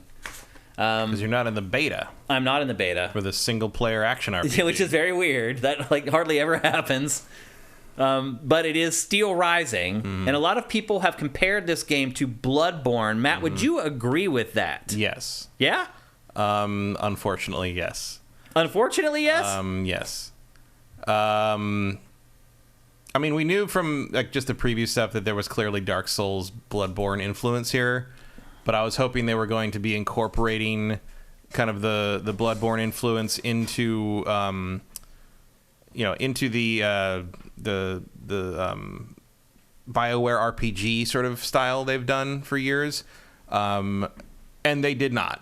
This is a straight up Souls game. This is a Souls-alike by spiders. Spiders, our buddy Spiders. Spiders who made Greedfall and the Technomancer. And what I finished the beta, and what I can say is it is extremely unfortunate that someone at Spiders said, hey, for our next project, why don't we do something that focuses entirely on combat, our absolute weakest element of game design. Because, wow. I am no stranger to Souls games. Mm-hmm. This is an aggressively mediocre Souls clone. There is a lot of Bloodborne in it, like the art direction, like with the way they present it. Most of the NPCs you talk to during the levels are hiding behind doors with lights on them and kind of doing the same Bloodborne thing where you just talk to people and give them things and they give you things back. And you're going through like abandoned streets in a ruined city that is supposed to be Paris most of the time. But there is no real there's no story to it. There's a story, but it's like between levels you have a little conversation with someone, and sometimes you get to pick dialogue options, but you're not picking dialogue options to decide how your character behaves. You're literally just go through each one, and once you've done all the dialogue options about different subjects, the game continues. And it's just, like the combat, it's functional, but it's got that same kind of mushy here and too stiff here feeling that there's Spiders other games have had in the combat. And other like the combat in Greedfall is not amazing, but I'm willing to put up with it and get through it to sort of see the story unfold and the character stuff unfold. That's not here. It's a Souls game. The combat, the action is its own reward, and I don't find the action in this game particularly rewarding. And by the time I got to the end of the beta, I was pretty proficient in dodging around things, killing. The Souls. I'm using my Souls thing. It's fine. But my problem with it is why would I play this half-baked bullshit when I could just play Elden Ring, which also came out this year? I have the best of this subgenre available to me at all times. Why do I want to play this? Why wouldn't I want to play what Spiders does best, which is that old school BioWare RPG that they've slowly been honing better and better over time. And instead they took a pit. I'm sure Greedfall 2 will be that, but they just took a pit stop to do a Souls clone. And I'm going to have a very hard time recommending this to both people who love Souls games and people who loved Greedfall. And why doesn't Spiders? It's been blatantly obvious for years that they just need to hire a combat guy. I don't know. I mean, it has been a common criticism of Spiders games since we launched Sifted. Maybe they did, but And they hired the wrong guy. But I mean, the combat in this is probably the best they've ever done, but it's still not up to the level you need to be at to support a Souls game. Yeah, you know what I mean? Like, oh yeah, it has to be exact. Consistency is key in these games, and I don't know what the hell is going to happen. Even when I face off against the smallest of these guys. By the way, there's like 5 enemy types in the beta. It's the first 2 chapters of the game, which are not designated as chapters, but there's no real open world to this. It's not like Dark Souls where the whole world is interconnected and everything. You complete a section and then you travel to another place. And then those places you are going through sort of a little maze and unlocking shortcuts back to like the bonfire equivalents. You know, I mean, it's the exact same thing. It's literally Dark Souls. It's just, run around, you unlock these chambers that like you can be repaired in, and it restores your oil, which is your health, and there's consumables, but there's also renewables, and while you're there you get souls, and you can spend the souls to upgrade the character. The 4 classes you pick from the beginning do not matter, just like Dark Souls. It's literally just what weapon do you want to start with and what stat boost do you want to start with. Otherwise, as you upgrade, you can get all those weapons later, and you can switch and upgrade different stats however you want. The one thing I will say that's different that I appreciated is that you are not trapped in boss rooms. If you die in a boss room, you just go and grab your stuff and leave and continue to grind if you need to, as opposed to like Dark Souls where you usually have to go through the boss door and you're trapped in there unless you pick up your souls and do a homeward bone to get out.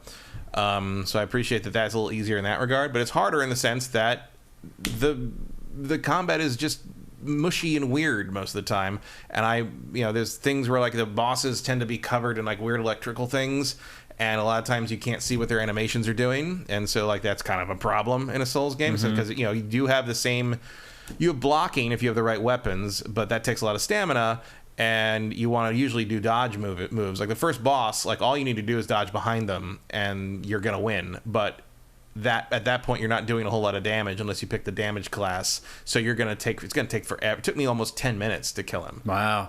And it wasn't hard, but it largely wasn't hard for me because I've played so many of these games. If I was someone who liked Greedfall or the Technomancer and was like, oh, they're making a new game and this setting looks really cool, I'm gonna play it because I like their stuff, I would be bewildered by what I started to play at that point. Because it's just Souls. It's just if you don't know what a Souls game is, you're not going to know what the hell you're doing or why they're doing what they're doing to you.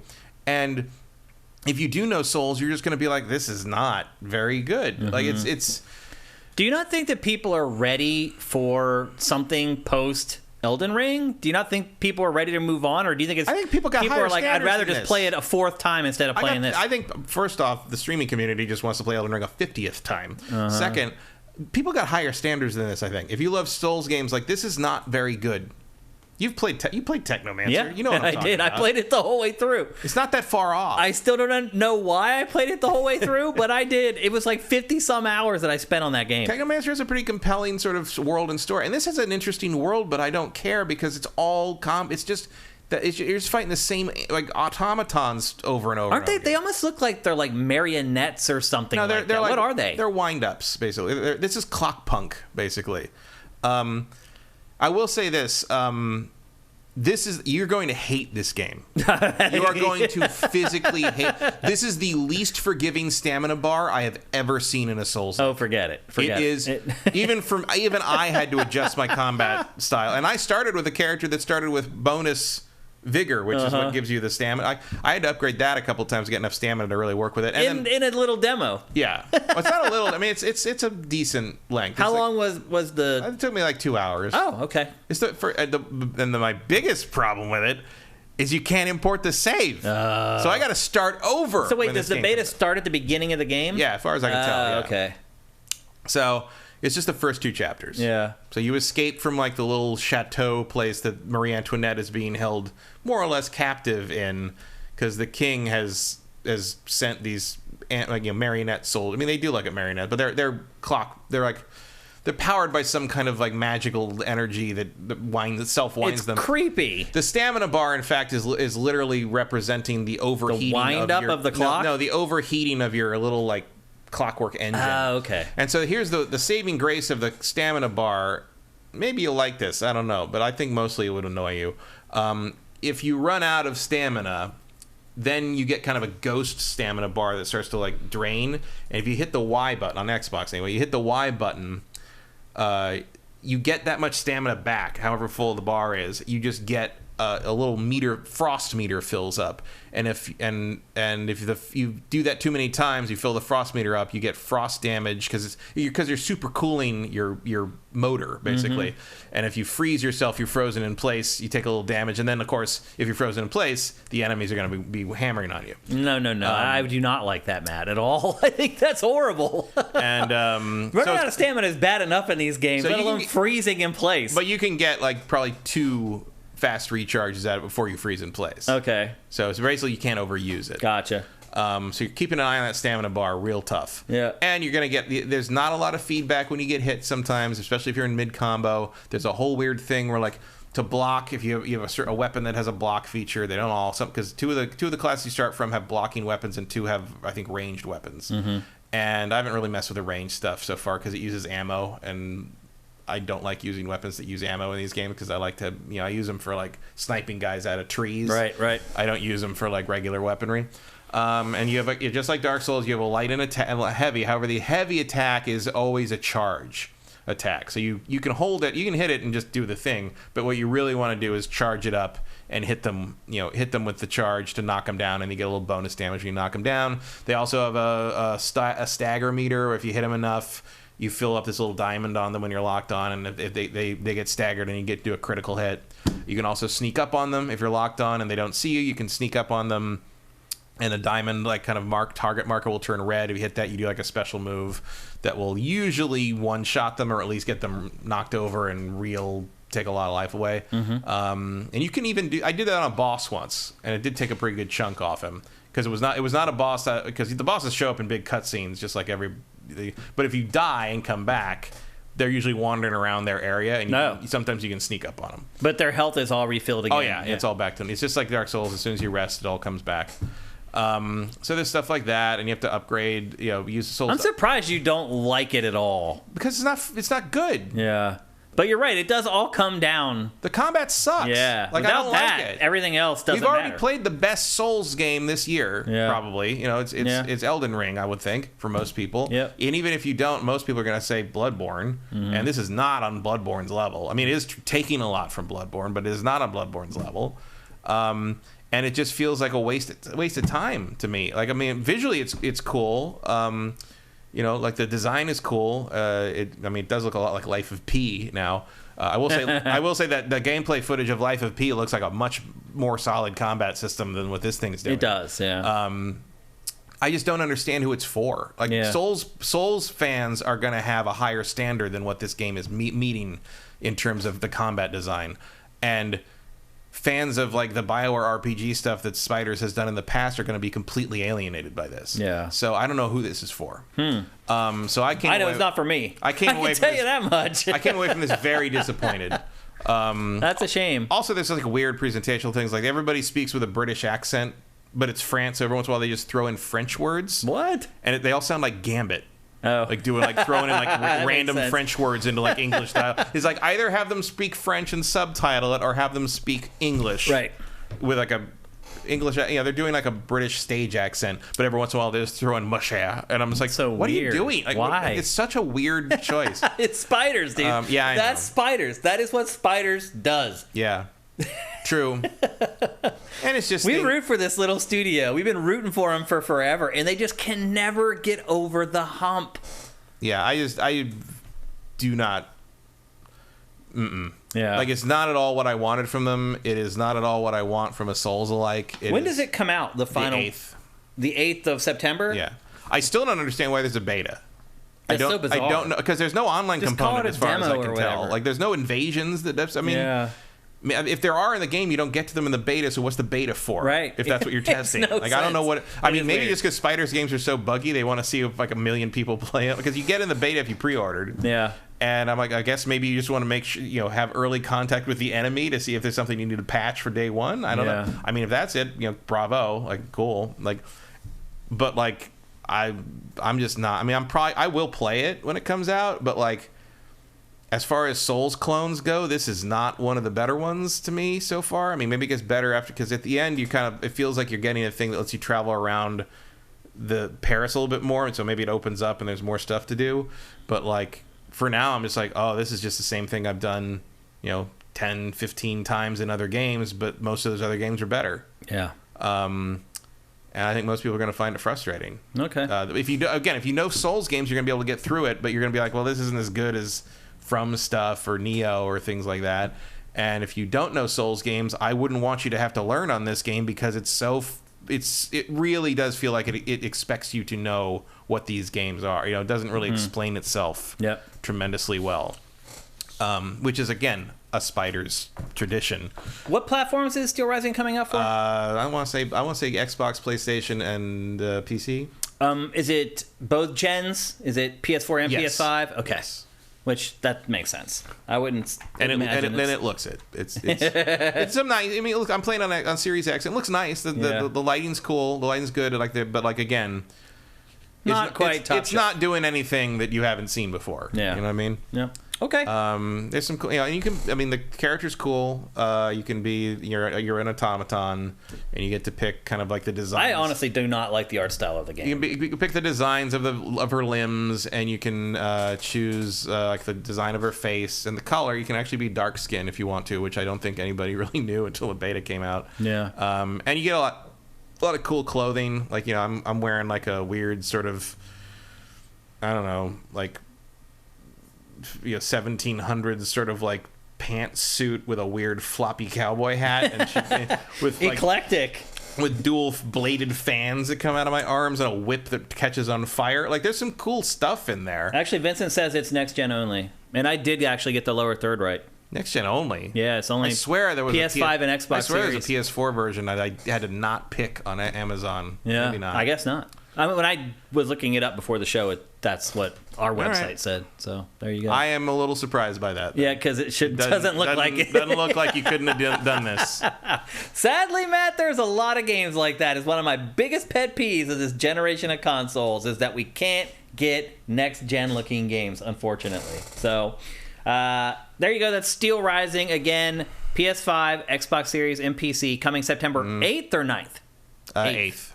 And I mean, I think the biggest damnation of it is like, I'm not looking forward to having to play that again. Yeah. To get back to where I was. play through that section again. Yeah. Yeah. Because you're going to have to play it, right? Oh, yeah. Because you're not going to play it. I'm sorry, that does suck. You're right. Like every demo at this point should let you carry over your save into the final game. That should just be the way it is. And my guess is that maybe why they called it a beta instead of a demo is because I think a lot of people expect demos now. Okay, 1 second. Bias? Really? What bias? Bias? Come on yourself. What bias? I have played all these games, and this game does not help you at all. And I know the Souls games don't do that either, but that's From's thing, and Spiders is not beholden to doing that. They could have explained this way more, and they don't. And that is a failing of this game. Done. Period.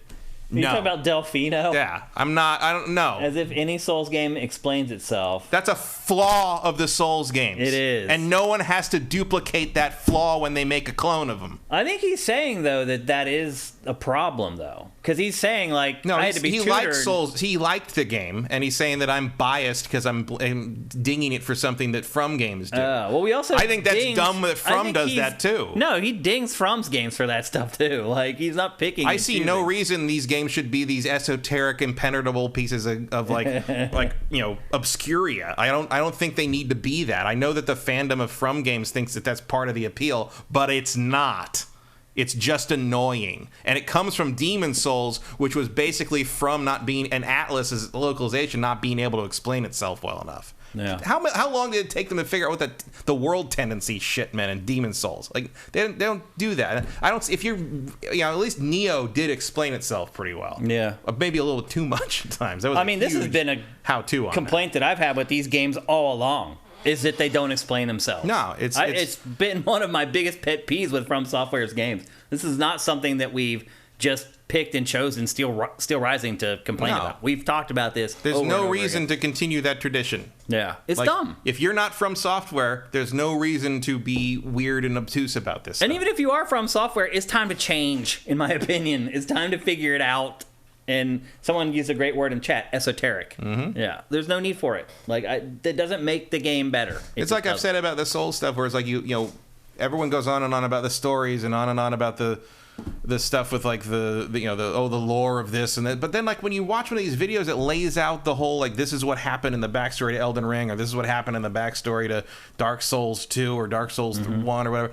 It's just like, oh, there was a king, and this is a magic thing, and he did a bad thing, and now he's really dark. Yeah, it's like, that's pretty much it. Yeah, I know, like, it is really dumb. Why do I care what all these fucking kings did, and now there's zombies wandering around? Like, who fucking cares? Do you remember though, like in we were talking about Elden Ring, and I was talking about how like there isn't much of a story, and a lot of the times when you would get to the story part, it was just so esoteric that I would just skip past it. And we were watching, and there's stuff in the game to explain who all these people are, but it's like, A, why do you want to do all that? And B, when someone does do all that for me and explains this is what it is, I'm like, that's boring. Well, then I was streaming Shane versus Elden Ring, and we got to a part where it had some person sitting there who started this big exposition dump, and I got like 40 seconds into it, and I skipped past it, and someone in the chat was like, you try to say the story isn't anything, and then you skip past the storytelling. It's like, no, I'm telling you, this is not the way to tell a story in a video game to keep the players interested. Mm-hmm. Like, it just isn't. And even if you are, again, I don't think the stories in those games are very interesting. No, they're very dumb and obtuse, and like they're people romanticize them, basically. Oh, yeah. Well, because they have to find them. And you have to. It's like a look what I did thing, right? More than like look how good the story is. Yeah. The story is just sort of, I mean, standard fantasy is being kind, frankly. Yeah. It's a lot of babble, and I don't know how the story is in Steelrising is not really that much because there's only been 2 cutscenes. No, really. That part they got right. I guess there's 3. There's the opening cutscene where they send you out to do your thing, and then there's a cutscene where you find a boat to go to Paris, and then at the end of the second chapter, you find a guy who's in the office of the guy you've been looking for, and I think it's General Lafayette, actually. Oh. Guy, we got a lot of streets named after in America, and nobody knows why because they don't know their history. Yeah. But he's there, and he's like, oh, you might be able to find help over it. The person I just talked to knows this stuff really well. You could go talk to them, and they're over here. Here's the key to his car. Yeah, because there's horseless carriages in this because everything's wind up steam powered clock punk stuff. Yeah. And then you at the end of the demo, the beta, you go and you go get in the horseless carriage and start it up, and then it's like, see you soon. Like it's over. And right when the game's feels like it's about to open up, but probably it's just gonna be like maybe you get to pick one more place to go. Yeah. The map of Paris is very big and very detailed, so like it seems like there must be a lot of levels. That really turns me off. But so far, makes me want to play the game even less. So far, it's very linear, level to level to level. Yeah. And again, like unlike Elden Ring, in terms of why I say you'll hate this on top of the stamina bar. Unlike Elden Ring, if you're stuck on something, there's nothing else to do. There's nowhere else to go. Yeah. It's classic. That's a deal breaker. It's classic Dark Souls design where like deal breaker. You have the next thing you have to, and of course these areas are so much smaller because there's only so many. There's even in Dark Souls, there's other places you go. You could skip things. Like as far as I know, there have not been any ways to skip things in terms of big fights with things. Right. Dark Souls, you kind of wend your way around and come back the other way. And right. Now, somebody else did this boss because they turned right away, and now you went left and you didn't fight that boss until like an hour later, kind of thing. Yeah. That doesn't seem to be the case in this. It's just like the boss is over here, and you got to go through him. And if you can't do it, you're just going to have to grind until you do it. So again. Not only is it sort of mushy and annoying combat, but it's also kind of archaic level design by modern Souls, the opposite of what we saw with that Team Ninja game, where they were sort of anticipating where Sekiro and Elden Ring were taking the subgenre. This is just a throwback to not even Bloodborne, because Bloodborne didn't really suffer from that. They had a couple different ways to go most places in Bloodborne. Absolutely. Yeah, I got lost in Bloodborne a lot. That's not going to happen in Steelrising, because everything is basically there's it branches out, but it all comes back to the same point. Gotcha. And there's no real different way to go. You're going to see everything in those, at least in these early areas. Okay. Hopefully, it gets more convoluted later. All right, but I don't know. I would be down for a really like quality Souls alike. And I would be down for another iteration on their BioWare RPG thing, but this is neither of those things. This is just it feels like just like a weird exercise. Mm-hmm. It's like, let's see if we can make a Souls game. Okay, cool. Honestly, it feels like a waste of a cool art direction idea. Like I would much rather have played the Greedfall equivalent of automatons in the French Revolution. Like, this is not an interesting treatment of this subject to me. Okay. All right, we got to move on. Next up, we're going to talk about a game I played very briefly this week. We talked about it in a very recent episode of GameFace, and that game is Splatoon 3. I told you guys when we talked about it last time that there was a Splatfest demo, beta, whatever the hell you want to call it, happening this past weekend. And it did happen, and I did play it. And we're not going to spend a lot of time discussing this because there isn't that much to discuss. So if you remember the Splatfest, and if you haven't played Splatoon, you have no idea what a Splatfest is. Splatfests are these special events inside Splatoon where you go into like the overworld and you walk up to a little board and you pick which side you want to be on. And typically it's just two sides. It's like, do you like chocolate or vanilla? And you pick one or the other. And then you basically play, if you pick chocolate, you play against Team Vanilla for the next couple days. And at the end of it all, they add up who's won the most matches. And then one side actually wins the Splatfest. Well, for the first time, they gave you 3 options for this Splatfest. And it was rock, paper, scissors. I chose rock. No idea why. No idea why anyone chose any of those 3 options. They mean nothing to me. And then I waited. So you could start on the 25th and like sign up and choose the team that you wanted to play for, and then 2 days later they actually had the Splatfest. And I was under the impression that the Splatfest was going to happen and then it was going to finish, and then you were just going to be able to go in and play the game freely, basically play Turf War as much as you wanted. That was not what happened at all. On the 27th, the Splatfest went up. It lasted what seemed like 24 hours or less, and then it ended with Rock winning. But I did get to spend at least a few hours playing the Splatfest before it went away, and I honestly cannot hardly see any difference in Splatoon 3 from Splatoon 2. It was so bad that when I went back and tried to play it the next day, and it was already taken down, I loaded up Splatoon 2 to play it back to back to see if I could not tell like any difference between the two games. Now there are 2 new moves that you have inside Splatoon 3. There's like a quick turn, and then there's a new way to like scale walls, because one thing you can do in Splatoon you can't do in other games is you can spray a wall with the ink, and you can travel up that wall inside the ink. And that is what really makes Splatoon different from all the other shooter franchises out there, just traveling in the ink in general. And I'll be honest with you, I struggled to find any changes to this game at all. Like, I never got to play any of... There's also one of the new features is 3-team turf wars. Usually it's just 2.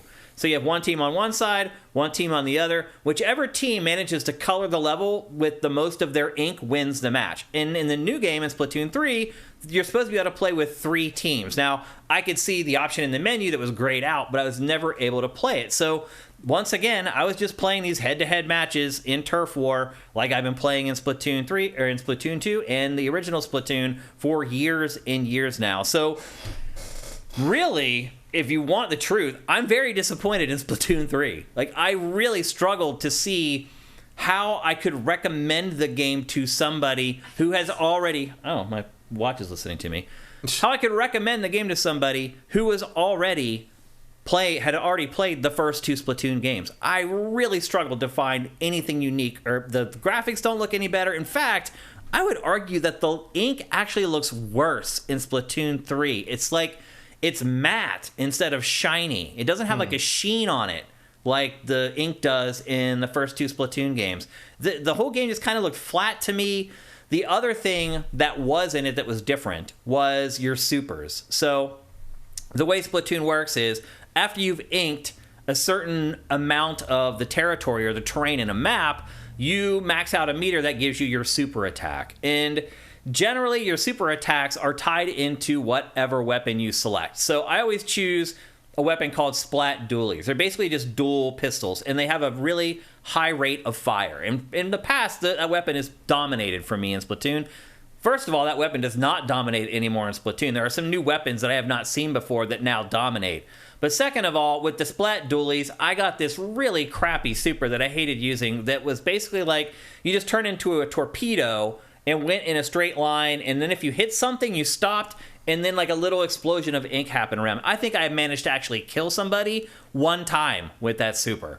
And then I changed up to another dual pistols weapon that gave me a different super, and I didn't like that super either. And so I'll just be honest with you. As I said, when I wrapped up playing Splatoon 3, I immediately loaded up Splatoon 2, and I enjoyed it way more. And it wasn't just because I'm familiar with the maps there, because I had not played for a while and actually ended up playing on some new maps that I had not played in Splatoon 2. So it was very similar to the experience for me in Splatoon 3, and I just preferred the second game better. So I'm really disappointed in it. It's not bad. It's just literally more of the same. And I feel like they could have just kept adding on to Splatoon 2 and maybe waited until they had new hardware where they could really make a splash with the updated version and the new Splatoon 3. The campaign is coming back. It looks like more of the same.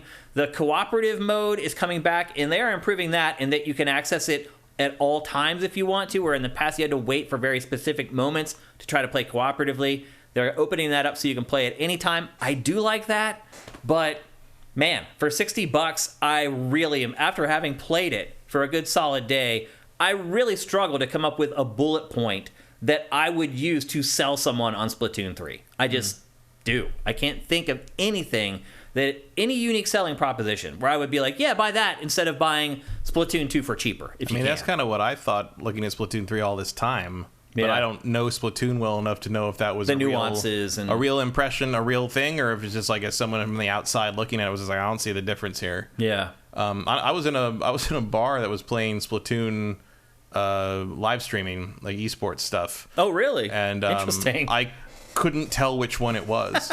Because you can't. Yeah. Also, I assumed it was 2 because 3 is not out, but maybe if they're doing beta stuff, maybe it was 3. I don't know. Maybe. Also, my wife hates the music in Splatoon, I just discovered. She's like, what is that? I'm like, it's music. She's like, that does not sound like music. Have you ever heard the music in Splatoon? It's like, it is obviously music, but like the vocals in it are like, like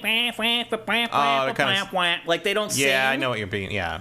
And so she was I have heard some of that. It annoyed the crap out of her. She was sitting, that or Power Wash Simulator. What would you prefer? Which one was worse? Yeah. I think Splatoon was worse. The reaction to Splatoon was definitely worse. I don't have as big a problem with the music in it. I was like, it's music. They're just not singing English. She's like, it's annoying. And I was like, okay, fair enough. You should have started singing. I see Ashes in the Hourglass says the music is awesome. I don't know if I'd call it awesome, but it is different. There's really is. I mean, my wife said it. Like, there's no other music that sounds like that. It is very unique. It's hard to even like put the music in Splatoon into a genre. It really is. It does defy like description in a lot of ways, and I think it's polarizing. I think Ashes in the Hourglass loves it. My wife detests it, and I kind of fall in the middle where I'm like, some songs can be annoying, some songs are kind of catchy, but it's all weird. That's kind of Splatoon in a nutshell. It's all weird. So anyway, if you missed out on the Splatfest this weekend, you did not miss much. It ran for a very short period of time. The options were very limited. The full game does come out pretty soon here in the next month, so you don't have to wait too long to play it. And I do not think they're doing another like early access period either. Maybe somebody else knows different on that. But from what I can tell, that was your one shot to give it a go. And I did, and I was not impressed. Do you have any questions about it, Matt? I know you're not a big Splatoon player.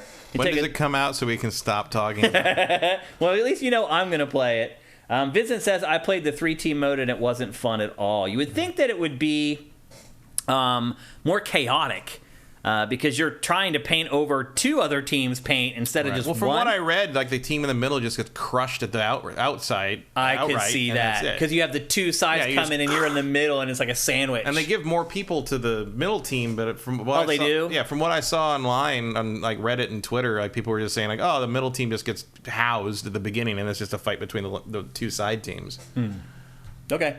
Well, I did not have much fun with it. I went back to Splatoon 2 and had more fun. I ended up playing that for like an extra hour once I jumped back in there. Because, again, there was like a map or 2 that I had never played before. I was like, oh, I'll check these out.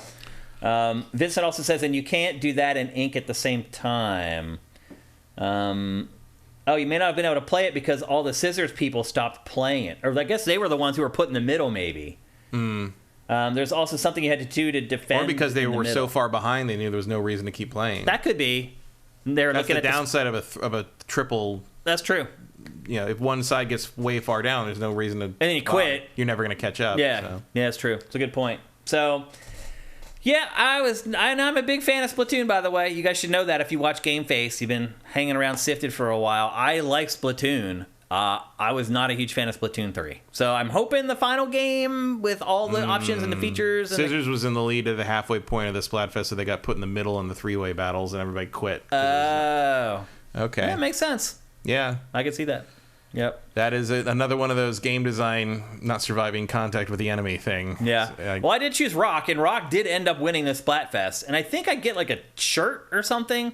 Like you get a shirt when you start the Splatfest, but they tell you like when it's over, you can't use that shirt in like the normal version of the game or whatever. So yeah, I don't know. Like again, I'd try it if like I got a code for it or something. But I'm not going to spend full price for that. I don't blame you. Sound like a thing I need to do. And I'll be honest with you, Matt. If you've tried the other ones and you didn't like them, you're not going to like this one. That's just the facts. I like Splatoon 1 fine. I played it on the Wii U. It was fine.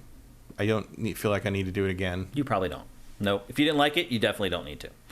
So there you go. That's Splatoon 3. Next time we'll cycle back around for this game is when it comes out. And again, it's coming out like the second week of September. So it won't be long, and we'll be talking about it one last time. And hopefully, I have better news. Next up, we're going to talk about another game that I played this week, and one that I was pleasantly surprised by. And that game is Destroy All Humans 2 Reprobed.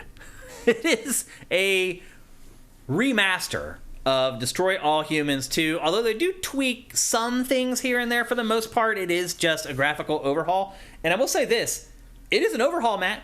Yeah, it looked like it. It is. They did a lot of work on this stuff. I'm actually shocked at how much work they did on this game because I'm like, why? Both the Destroy All Humans have been ground up remakes, like just like Crash. Yeah. Like it just no one cares.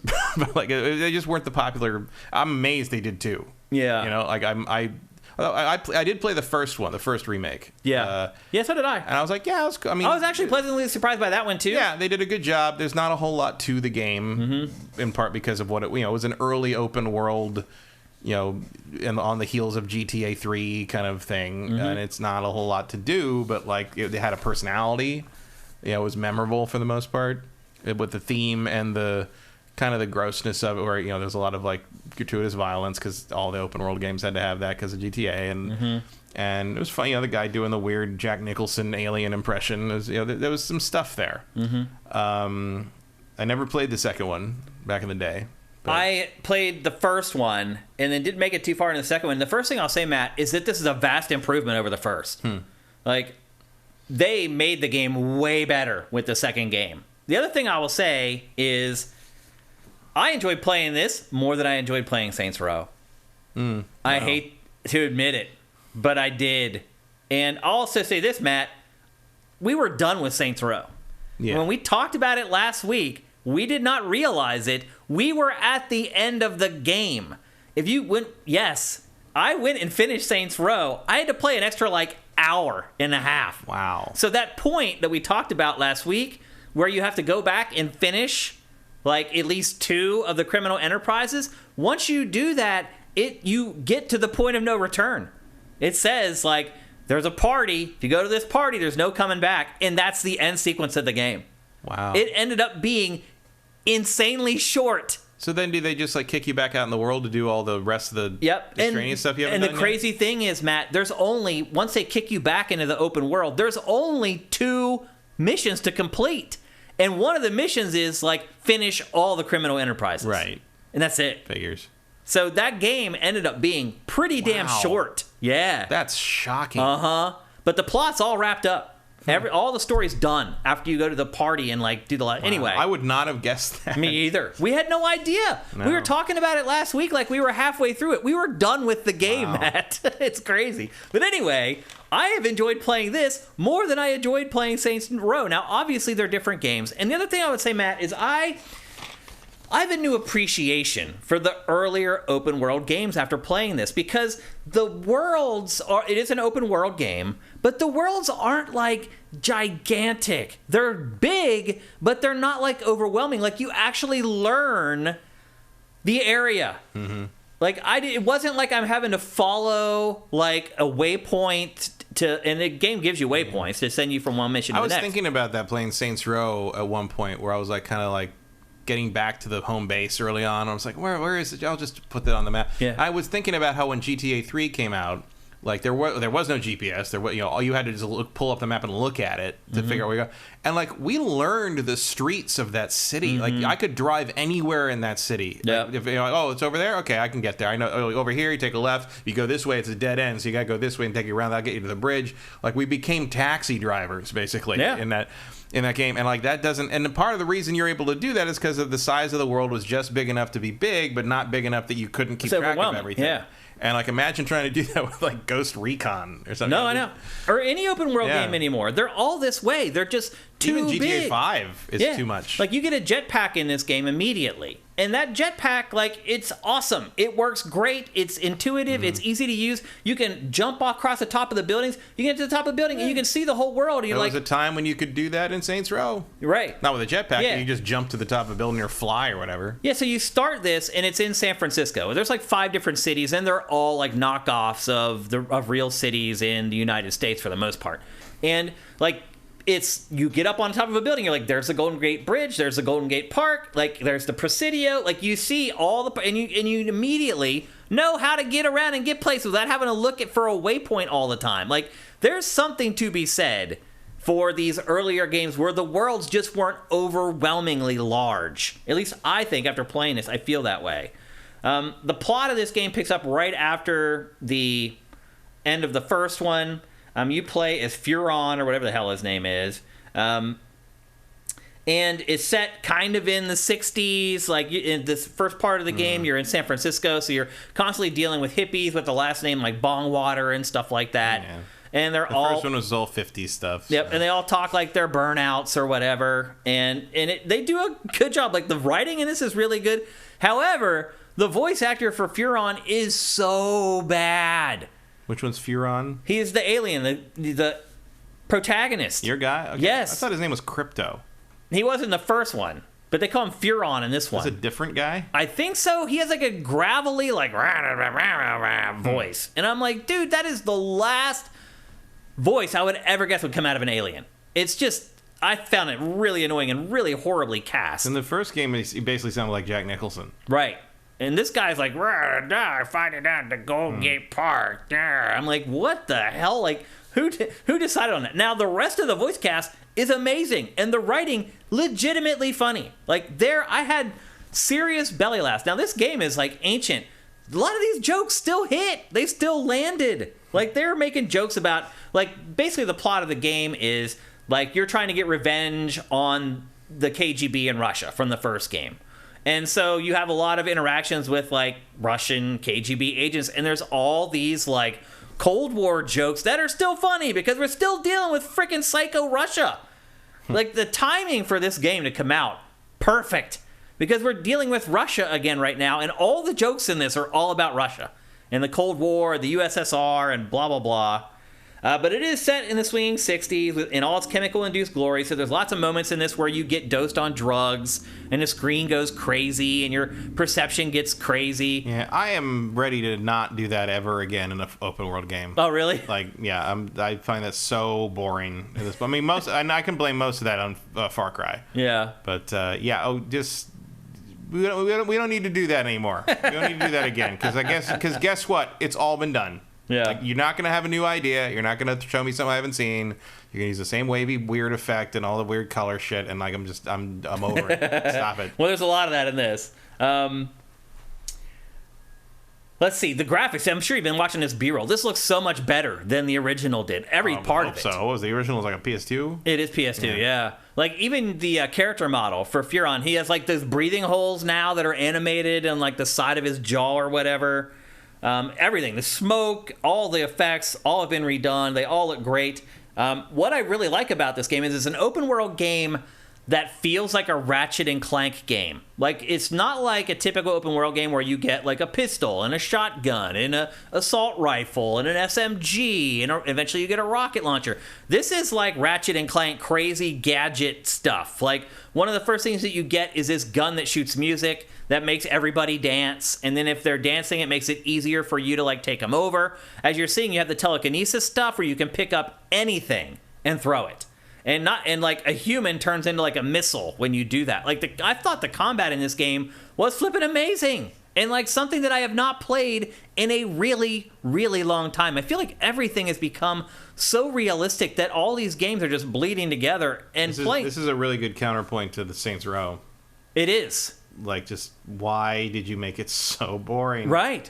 I've been having a blast with this game. This game was way ahead of its time. Like, I know people don't think about that when they think about the Destroy All Humans franchise, but give this game a chance, man. I was blown away by the stuff that I did in this in just the first 4 or 5 hours. Like, it just kept continually catching me off guard. They upgrade you with new weapons literally like every 20 or 30 minutes.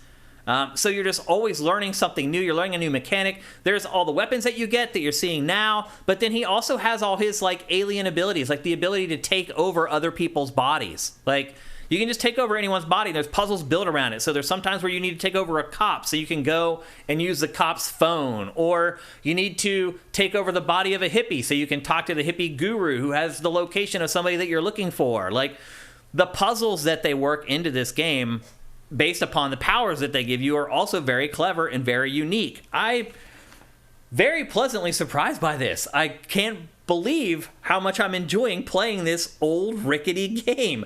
And it is still a little rickety. Like, there are moments, you may have picked up on them in the B-roll, where it will go to a cutscene and you'll get like a flash frame. Just some random flash frame that isn't even related to the cutscene that you're watching. Like, it'll just be like a shot of the alien just flash, like right before the cutscene starts. Like, there's like hangovers from the old code that they haven't been able to like rectify 100%, unfortunately, for this new version. But again, still pleasantly surprised by everything else. There's all these other elements to it. There are RPG elements where you're gradually like building up your character. You vacuum up humans from different countries and you grind them up into DNA cocktails to upgrade your skills. Like, wacky and avant-garde is the best way to put it. Again, the weapons are inventive and different and unique. Like, every time you get one, you're excited to try it, versus most open world games, you're like, yep, I got a shotgun. I know how the shotgun works. Love the jetpack. Like, there are vehicles, like you get a flying saucer that you can fly around wherever you want. It has a death ray. And I will say this, the game is really easy. Like, one thing I did was the first time I got the UFO, I just flew around and killed everybody. Because it's literally a disintegration ray. So I went around and blew everything up and then went and parked it and then went through the level as the alien to kind of mop things up. This was kind of where the open world stuff was shifting away from the GTA model and kind of being like, hey, what if these things were just like power trips? Yeah. And, didn't have to be like, punishingly difficult or like weird to control. And so like it was, it was a period of people like kind of breaking away from the idea of how Rockstar made these things. And in general, I think that's why the open world genre kind of blew up the way it did outside of GTA. There's so much creativity in this game is what I'm getting at. Like, it's really a shame how it got lost in the shuffle. You gotta remember when this came out, like, this was an era where every month there were like 50 or 60 games being released. Yeah. And things would just get lost. Like, there was just too many options and not enough people that were talking about them, because there were also like 5 mainstream gaming outlets back then. Like, it wasn't like it is now where you have tons of YouTubers and streamers and influencers who are a lot of times showcasing games that the big boys wouldn't showcase. It just kind of got lost. It's really, really a shame. There are some tweaks to the gameplay. It's not just all visuals. Like one tweak that they've added for this, it allows you to do like multitask, where in the past you had to like choose, okay, am I going to anal probe somebody or am I going to shoot somebody? Now you can use like his alien like sci-fi abilities in conjunction with his guns at the same time. So you can kind of like multitask. You can shoot things while you're taking over like human bodies or whatever. And that does give you a lot more flexibility in how you play. I did have a mission bug out. There was like a kind of a semi-boss fight that happened in stages, and we got to the third stage, and the boss ended up getting trapped behind like a rock or something. And so I wasn't able to finish the battle with the boss, but I reloaded the checkpoint, and that fixed it. Like, he just didn't get stuck the second time. So there are some issues with this. It's not 100% polished, like I mentioned, like the weird flash frames in the cinematics earlier. There are parts of it that are still a little bit unpolished, but overall, I've had a blast with this game. I am definitely going to keep playing until something else comes along that I absolutely have to play. This game is $40, and it's a pretty big game. Like, there's 5 major cities that you go to, and generally you'll spend, I don't know, a couple hours in each one. So it's not like an 8 or 9 hour game. It will take you a while to get through it. It is $40, and the other thing too, Matt, that was not the case with the remaster of Destroy All Humans 1 is that this is next-gen only. It is PC, PlayStation 5, and Xbox Series X. And the reason that is because you can play the whole game with somebody else locally via split screen. Initially, there was supposed to be 4-player split screen, but now that I have the final version of the game, it only offers it for 2. I don't know if 4-player is going to come later, or if they ended up just having to cut the feature. They couldn't make it work. I don't know. But the build that I have of this game, it is only for 2 players, split screen co-op. And it did just come out today. This is another game that we got review code for, and we were able to play it before it actually came out. It went live today, again, on PC, PlayStation 5, and Xbox Series X. And again, I had a blast with this game, and it is coming out at the perfect time when there isn't a lot of other great games to play right now. So I know it may be surprising that I'm recommending this game, but I am. Like, I really enjoyed my time that I spent with it, and I'm going to keep on playing it. And again, PC, PS5, Xbox Series X. At this rate, maybe we'll even get Path of the Furon. Right. Is that the third one? Yeah. Yeah. And there was a Wii one, too. I think it'll depend on how it sells, honestly. Feels like they're warming up to try to make a new one, I would think. Maybe. I mean, it's 2HQ Nordic, so... Path of the Furon was not very good, as I recall. I don't remember. I know I didn't play that one at all. But I had a blast with this one. Again, just tons and tons of creativity. Tons of unexpected things. Like, one of the guns you get makes your enemies bounce around. And that's what it does. But as the enemies bounce around, they kill other enemies. But, like, I first used it, and it was like, oh my gosh, like, my jaw dropped. And then I started figuring out how to use it and how to get good with it. Again, you can pick up anything in the game and throw it. You can pick up a car. You can pick up enemies. You can grab rockets out of midair as they're coming at you and then turn them around and fire them at the enemy who fired the rocket. Like, again, there's just so much cool stuff that you can do in this game that I don't get to do in modern open world games in 2022. So it's a step back in some ways, but I also think that some of the steps back are kind of refreshing. Like having a world that you can actually memorize and learn. I am shocked at how much that impacted me, being able to do that in this game. So that's it. Destroy All Humans 2. I would say it is a remaster and not a remake. But they did do a drastic job on the graphics. It's like night and day from the PS2 version of the game to what you're getting now. And there were just very slight tweaks to the gameplay, but otherwise it pretty much plays the same, which also means that if you want, you can go back and use guides from the original game, and they should be able to help you in this one as well.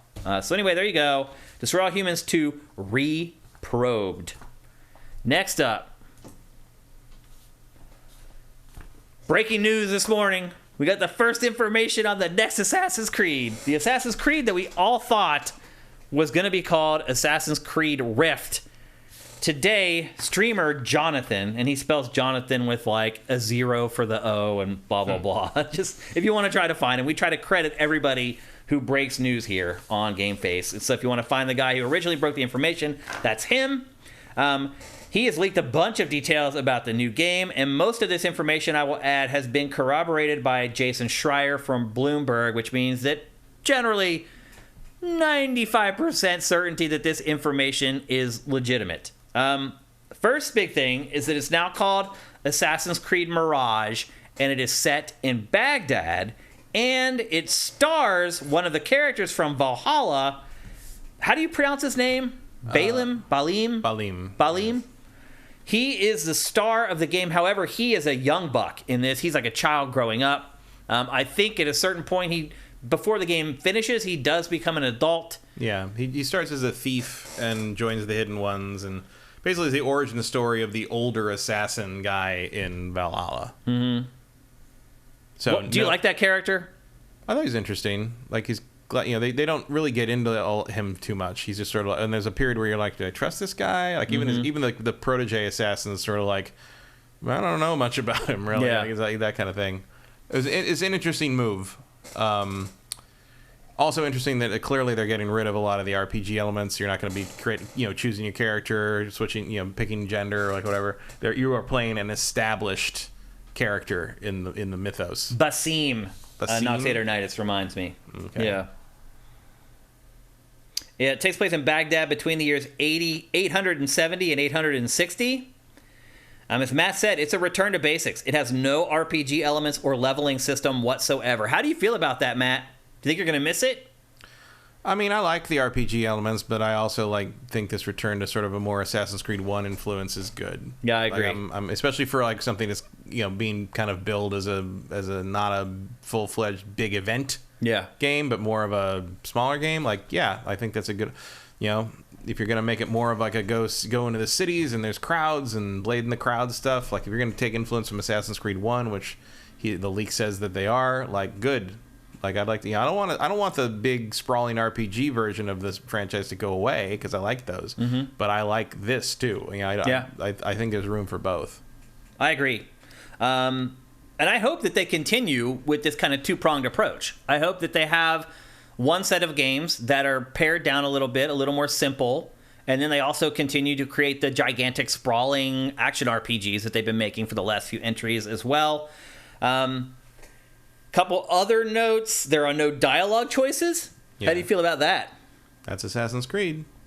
Yeah. Maybe going back to basics, back to the old format. That's Assassin's Creed. They kind of have to do it. Yep. No gender choice. Yeah. Like I said, he's an established character. I get it. Yeah, I guess since he was debuted in the other game, you can't have a female version. You're telling a story about an established character, that's fine. Yeah. But if it's going to be a new character with no ground rules, let me create it. Yeah. I'd agree with that.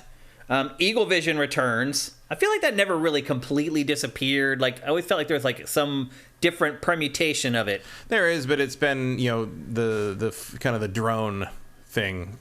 For the ancient trilogy, it's been almost like a Ghost Recon thing where you switch up to the. This sounds like it's more going to be, the way Altair did it. Yep, and I'm okay with that as well. And it is Basim. And he was from Valhalla, and you play him as a youth, and he has a weapon called a string dagger. So that just sounds like a dagger on a rope to me. That's what it sounds like. Maybe. So a dagger that you can use and throw and then retract and get it back, which I think is pretty cool. It's almost like a hook shot that's a dagger, I guess. Yeah. Who knows if they'll have traversal tied into that. You're going to swing from that. Yeah, I was going to say. It may be like Spider-Man, Assassin's Spider-Man or whatever. And they are saying spring 2023 release window, so it's coming soon. And the other rumor is that a remake of Assassin's Creed 1 will be coming as part of the season pass for the game and built on what was created for Rift, Mirage. How do you feel about that? I think I could use it. Yeah. Yeah, it is crazy that we're getting to the point where Assassin's Creed can be remade. 15 years. It's insane how quickly time is flowing by. And they're starting to come around timeline-wise, too. But, they're only like a few hundred years away. Right. Yeah, that's true. Point. That's pretty crazy to think about, actually. Yeah. And that's the one. I mean, I like Assassin's Creed 1. I still liked it a lot at the time. I still like it. I played it 5 times.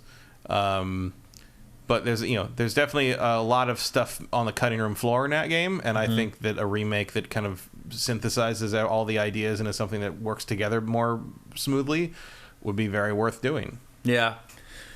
How do you feel about what I said as far as like having a two-pronged approach to the franchise going forward? One, do you think it's feasible? And two, are you into that? I think it's feasible in the sense that Ubisoft can do whatever the hell they want. Like, they've got enough people to throw at whatever. Yeah. And, you know, I think it's a nice change to maybe get more stuff like this, as opposed to like just every couple of years we put out this giant sprawling thing that we then support for extremely too long amounts of time. Yeah. And you better like the theme, or you're going to be not really enjoying the Assassin's Creed stuff for a couple of years. Yeah. I think this is a more interesting way to go about it. I'll be honest with you, I'm just ready plan for it out a little bit more, so we're not doing a thing where like Revelations didn't have the features that Brotherhood introduced, right, and then 3 didn't have features that Revelations introduced. Hey, I'll keep it consistent, like plan it out. But yeah, I think the two styles can coexist alongside each other. I'll be honest with you, I'm ready for a break. I'm ready to start playing an Assassin's Creed that I feel like I'll be able to finish. Mm-hmm. Like Odyssey, I limped myself across the finish line. I never finished Valhalla. I never made it to the end. I still haven't finished, but Valhalla's gigantic. It's insane. Well, just keep adding it's too stuff. much. It's too much. Well, I don't think the mythology stuff they've done for Valhalla is particularly compelling. Me either. Like, nope. Might just be that I don't have a lot of affinity for Viking stuff anyway. I don't have a lot of affinity for Norse mythology rehashed again, because Norse mythology feels like it's been done in games. Mm-hmm. If I need a Norse mythology hit, I'm gonna play God of War. I'm sorry. Yeah, like, that's a more compelling version of that. Like, you know, the ancient alien thing that Assassin's Creed does is cool and all, but like the ancient aliens as the Norse gods in Valhalla, I just think mostly falls flat, and I really don't like the level design of the of Asgard and Niflheim and all the 9 worlds stuff. I just don't think any of that's very interesting. Mm-hmm. So yeah, it just hasn't. You know, I think honestly, I think Phoenix Rising was a way more interesting take on mythology stuff, in that it played a little more straight and played a little more fun. And I don't think Valhalla really captured that very well. Yeah. I know Valhalla's not trying to. They're trying to play it straight. Yeah. But I think that's a mistake in large part. This is all encouraging. Odyssey had a little more of a sense of humor about the mythology stuff, and I appreciated that. Yeah, agreed. This is all good news to me. All of it. The fact that we're going to finally get another Assassin's Creed in 5 months or whatever. And another Assassin's Creed in the Middle East with more. They said multiple cities. They're separated by desert, just like the first one. Like, I like the way they went about that in the first one. I think that's one thing Schreier pushed back on, actually, was the multiple cities thing. That was the one part of the information that he said was not congruent with what his sources were saying. Well, I would imagine that Baghdad will be like the main setting, and then there'll probably be outskirts stuff. The other thing, too, to remember But I miss the densely populated city aspect of the old Assassin's Creed. That's one of the only things I really thought they never found a way to replicate properly in the new ones. Yeah. The other thing to remember, too, is that all along we've known that Rift was supposed to be a pared down take on Assassin's Creed. So this information is just dovetailing perfectly in with all the other stuff we had heard about Rift up until we found out that this is now called Assassin's Creed Mirage. So this is all good news to me. Also, another final tidbit, September 10th is the next Ubisoft Forward, and both Jonathan, the source of this information, and Jason Schreier confirmed that at that Ubisoft Forward, there is going to be a big section of it dedicated to the future of Assassin's Creed. So we don't have to long to wait just about 2 weeks until we learn about Assassin's Creed beyond this new Assassin's Creed Mirage. So should get a lay of the land very soon for that. It'll be the last of the E3 press conferences coming on September 10th, even though now it's after Gamescom. It's weird that Ubi didn't do something at Gamescom. It's a European company. For whatever reason, it just didn't. So anyway, that's the latest on Assassin's Creed Rift, which is now actually called Assassin's Creed Mirage. Pared down version, getting the OG game remade as part of the season pass. That's crazy. And it's coming fairly soon. Worked for Call of Duty. What'd you say? Worked for Call of Duty. Yeah, it did. Yeah, it did.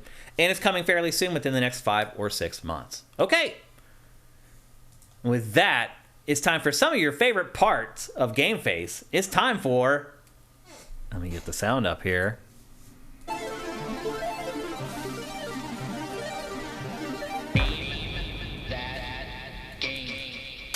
All right, so Name That Game is a little game we play here on GameFace where I show you 5 screenshots of a video game and you need to guess the name of the game. You need to guess it before Matt Kyle. You win all ties. A couple notes before we get going. You cannot play if you've already won this year. Do not type anything at all. Just sit it out, chill out, go play the game that we gave you when you won for 5 minutes while everyone else plays. Just say Body Harvest already. Where is he? Where's Emperor Dread at?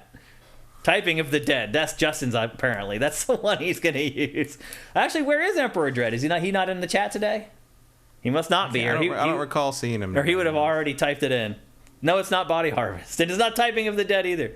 So anyway, if you've already won this year, do not play. Let somebody else win. This is all about having fun.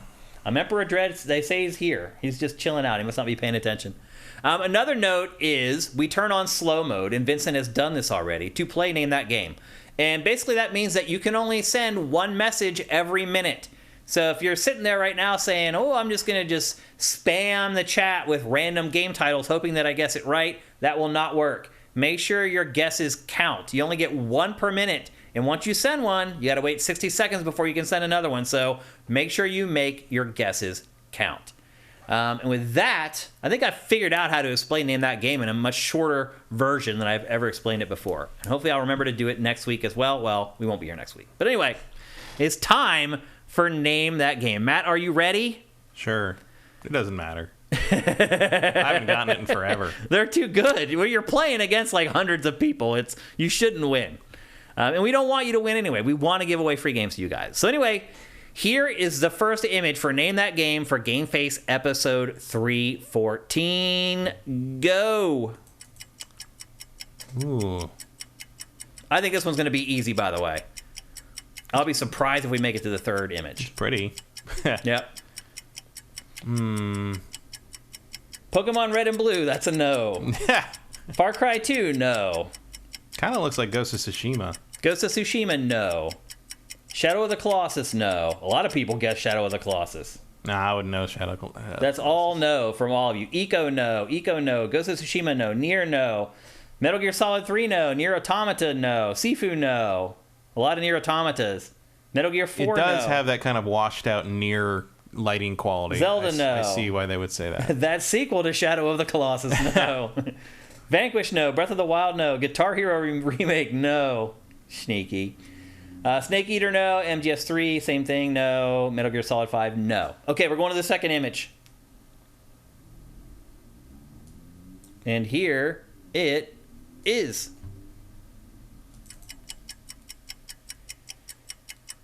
Is it Eco? They already guessed Eco. No, it's not Eco. That's a sequel to... Fox and Crow just got it. Oh, that somebody did say the sequel to Shadow of the Colossus. What'd you say? Well, I didn't say the real name. What, The Last Guardian? Yeah. Because Sub Sam Jam said that sequel to Shadow of the Colossus, which I assume they mean Last Guardian. Oh. Doesn't count. Too bad. You don't say the name, it doesn't count. Too bad. The Fox and Crow got it. It is The Last Guardian.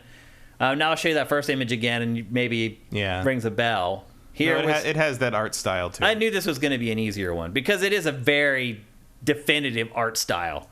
Here's the third image. And notice on the left there, I just gave you a little bit of the feathers there so you could pick up on it. And then here's the fourth image. And there are those like weird things that you use for all the puzzle solving. And I just gave a little bit of a piece of that. I don't want to give the whole thing away there. And then here's the last image that would have totally given it away, where you can see his silhouette and all the feathers. At least I think it would have given it away.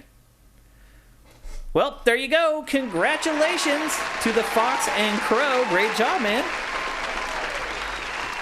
Make sure that you send us a DM here on Twitch, or you can send me a DM on Twitter. I'm at Dinfire. Or you can send the site a DM on Twitter at Sifted Games, or you can go to sifted.net and send me a DM on the site at Shane.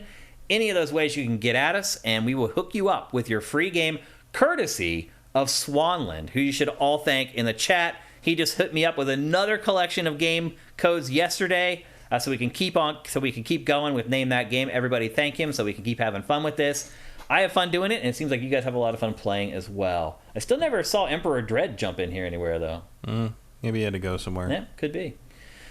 Anyway, Great Got an job. empire to run. Can't be here every time. He's got to go play Body Harvest. Anyway, great job, the Fox and Crow. Congratulations once again. And make sure you send us that DM so we can get the code out to you, and you'll get your free game. We do have a little bit of time for some Q&A here.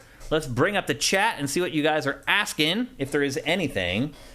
Here we go. From Justin Horman. What are your thoughts about that weird story about EA being acquired by Amazon? That was actually a topic in today's show that I cut after we got the information about Assassin's Creed. So funny that you would bring that up. Do you think that was a where's the smoke, there's fire kind of thing? Yes, I do. Yeah, absolutely. Yeah. I don't think that just came from nowhere. No, we've been speculating on that for a while now, and I think wheels are in motion on that. I do wonder what Amazon... They denied that real fast, you notice. Yep, I do wonder what Amazon thinks it will get from that acquisition. I wonder what anyone thinks. I mean, again, back catalog. Yeah. Like, there's a lot of properties EA is sitting on that I think a lot of people would like to do something with. Yeah. Not Sir, thank you for Twitch Prime. That's awesome. Yeah, I do think it's where there's smoke, there's fire kind of thing. I think eventually I'll be pretty surprised if we don't see some actual movement on that from someone. Maybe not Amazon specifically, but someone in the next 6 months. Clearly, there's discussions being. Well, it may have kicked other potential suitors into gear. They'd be like, "Oh crap, Amazon's thinking about." That could have been why it was leaked. That's absolutely right. Sometimes they do stuff like that on purpose. Yeah. But yeah, CNBC says that was not the case because, and remember, Comcast, NBC Universal was the first suitor for EA. So all CNBC did was just go to the people who had been handling the discussions when they tried to acquire it, and they all said, no, this is hogwash. So it could be that NBC Universal is also like trying to put down the flames. That would also be a weird pick. Yep. Let's see. The Boomafoo with the Crack Bros. Hey, Matt, what do you think of Dwayne Johnson expressing hope for an eventual crossover between the DC Extended Universe and the Marvel Cinematic Universe? And the question for Shane is, what would be your game of the forever? Because I know Matt's is No Man's Sky. You don't have to ask me a question if you ask Matt one. It's totally fine. What do you think about The Rock, Matt? I mean, I think he's just talking. I guess it could happen if Warner Brothers inevitably melts itself down and Marvel buys DC. Which is not as far-fetched as it once was because, wow. I did not see Warner Brothers crashing and burning itself under the Discovery bosses the way they are so far. It's astounding.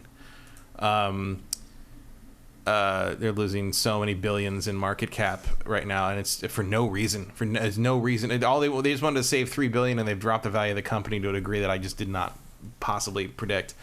And there's rumors that like the reason Shazam 2 and Aquaman 2 got delayed is because they can't afford to market them. Oh, geez. And they're hoping the revenue from Black Adam and other movies will give them the cash. They're living hand to mouth. They might be. Wow. There's some people who got laid off that are basically saying that that's what's happening. That's bad. Which would be astounding. That's embarrassing. Yeah.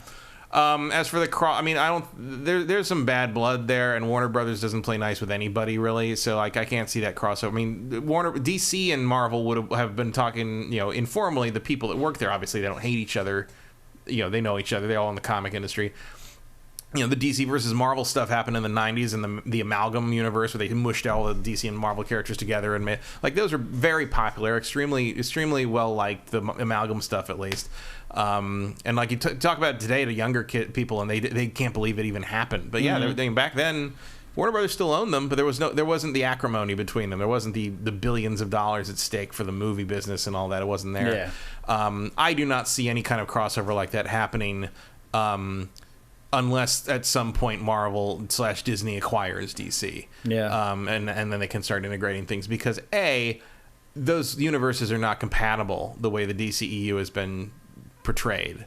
Like you can't crossing over Zack Snyder Superman with Marvel Avengers is like, you might as well just have Thanos come back at that point because Superman is a villain in those movies. And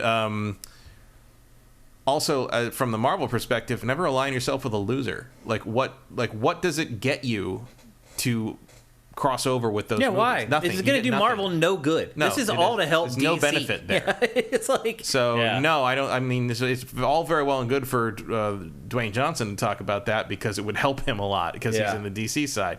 I have no reason to believe that Marvel wouldn't welcome him as another character on their side. I'm sure there's places to put The Rock in the Marvel Cinematic Universe that do not involve having to engineer a I mean, how giant crazy is it that he's not a part of it already? Yeah, I don't know. I don't know what the deal is there. He's a musclehead. Like, he should have been in it a long time ago, really. There's I mean, a lot of the characters he could have played are a little more niche. You know, they're not leading roles. Yeah. But you could find some, with the X-Men coming in. Do you think that's why? Do you think he's think so. I need a leading role, or I'm not going to do it? He wants a leading role of a major superhero. He wants to be a good guy. He wants to have a franchise. Like he's The Rock. He wants a franchise. I know. He's not. I don't think he's going to get it with Black Adam. But I mean, he's also talking about how he should fight Henry Cavill as Superman. And I'm like, Henry Cavill's not coming back as Superman, dude. It's over. Like, yeah. I know they got the people talking about like, oh, Affleck's back. The Snyderverse is back. No, Affleck came back to shoot 2 cameos because they're not going to get Flash out until like 2024, if ever. And that's what sets up that Michael Keaton was Batman, and Michael Keaton was supposed to be Batman in those other movies. And now it doesn't make sense that Michael Keaton play Batman in those movies. And Ben Affleck was kind enough and willing to take a whole truckload of money to come back and shoot for one day to do stuff to make it work, to play Batman and Aquaman and these other things. Like, that's all that is. Yeah, they're just plugging holes with like all the. I mean, it's unbelievable what's happening there. Like, they can't even. I mean, you finally almost get everything together, and then and you figure out a way to pivot the whole universe. And then you get the guy, and then you get the person playing Flash like kidnapping people allegedly. This is like so weird. It really is. It just seems like it's cursed. Like, at this point, the story around the Flash movie is way more interesting than whatever the Flash movie's about. Yeah, it's pretty insane. We'll see what they do with it. I mean, that's gonna be more interesting than whatever happens in that film. But no, I do not think that is a thing that's going to happen. At this point, I'd be surprised if they were even able to bring back the DC versus Marvel books in print. Yeah. There's no agreement there. There's no alignment between Disney and Warner Brothers at this point. There will never be until maybe ever. I mean, like I said, I think there may come a time when Warner Brothers has devalued itself so strongly in a bid to be bought by somebody that they kind of piecemeal sell off DC and maybe Warner Brothers Interactive, or at least the individual developers. There was already talk of doing that earlier, which apparently is not in the cards now because Warner Brothers Interactive is one of the few departments in the black now. So in the new evaluation, who knows? Who knows at this point? Yeah. My game of forever, it's gotta be Ocarina of Time. And I think as time goes on, it just gets further solidified, because I think a lot of people assumed, okay, Ocarina of Time was a great game, and it kind of laid the template for how 3D games would be played. But I think most people assumed that over time, we would find better ways to do a lot of the things that the way we did them in Ocarina of Time. And that has not turned out to be the case. Still, the way the lock-on and all the elements of that game, the way that they work, are still being used today. Real-time cinematics. Back then, all the cinematics on PlayStation were all pre-rendered, these CG things that just played off of the CD. Obviously, the way Nintendo decided to do cinematics for Ocarina of Time is the way that the future would be foretold. Now, almost all cinematics are real-time. That's the industry standard. There are just so many things in Ocarina of Time that are still being used in modern 3D development. I think if you update the graphics, the only thing that really feels deficient by modern standards in Ocarina is the combat. Yeah, like everything else is pretty much still the way we're making games. Yeah. It's pretty insane. Also, my game of the forever is not No Man's Sky. My favorite game of all time is Shadow of the Colossus. Okay. No Man's Sky would probably be my top 10 though. Yeah. Anyway, I think that's a pretty easy pick. It's just, when I started in the industry, I launched my fan site when I was in college in '97, and it was an N64 and Dreamcast site. I never would have dreamed that a game that would come out a year later, that I would be sitting here 20-some years later talking about that game still as something that is still a template for how games are made. It's mind-boggling. There's not a lot of stuff from a quarter century ago that holds up. Go play some of those other 3D games and then come back and talk to me about it. You go play Glover and tell me there's a god. It's seriously, it is so far ahead of its time. It is still mind-blowing. Ocarina of Time, my game of forever, hands down. Ashes in the Hourglass. What's the toughest challenge you've completed in a game Mine would be getting the hell ending in Spelunky. That's a good one.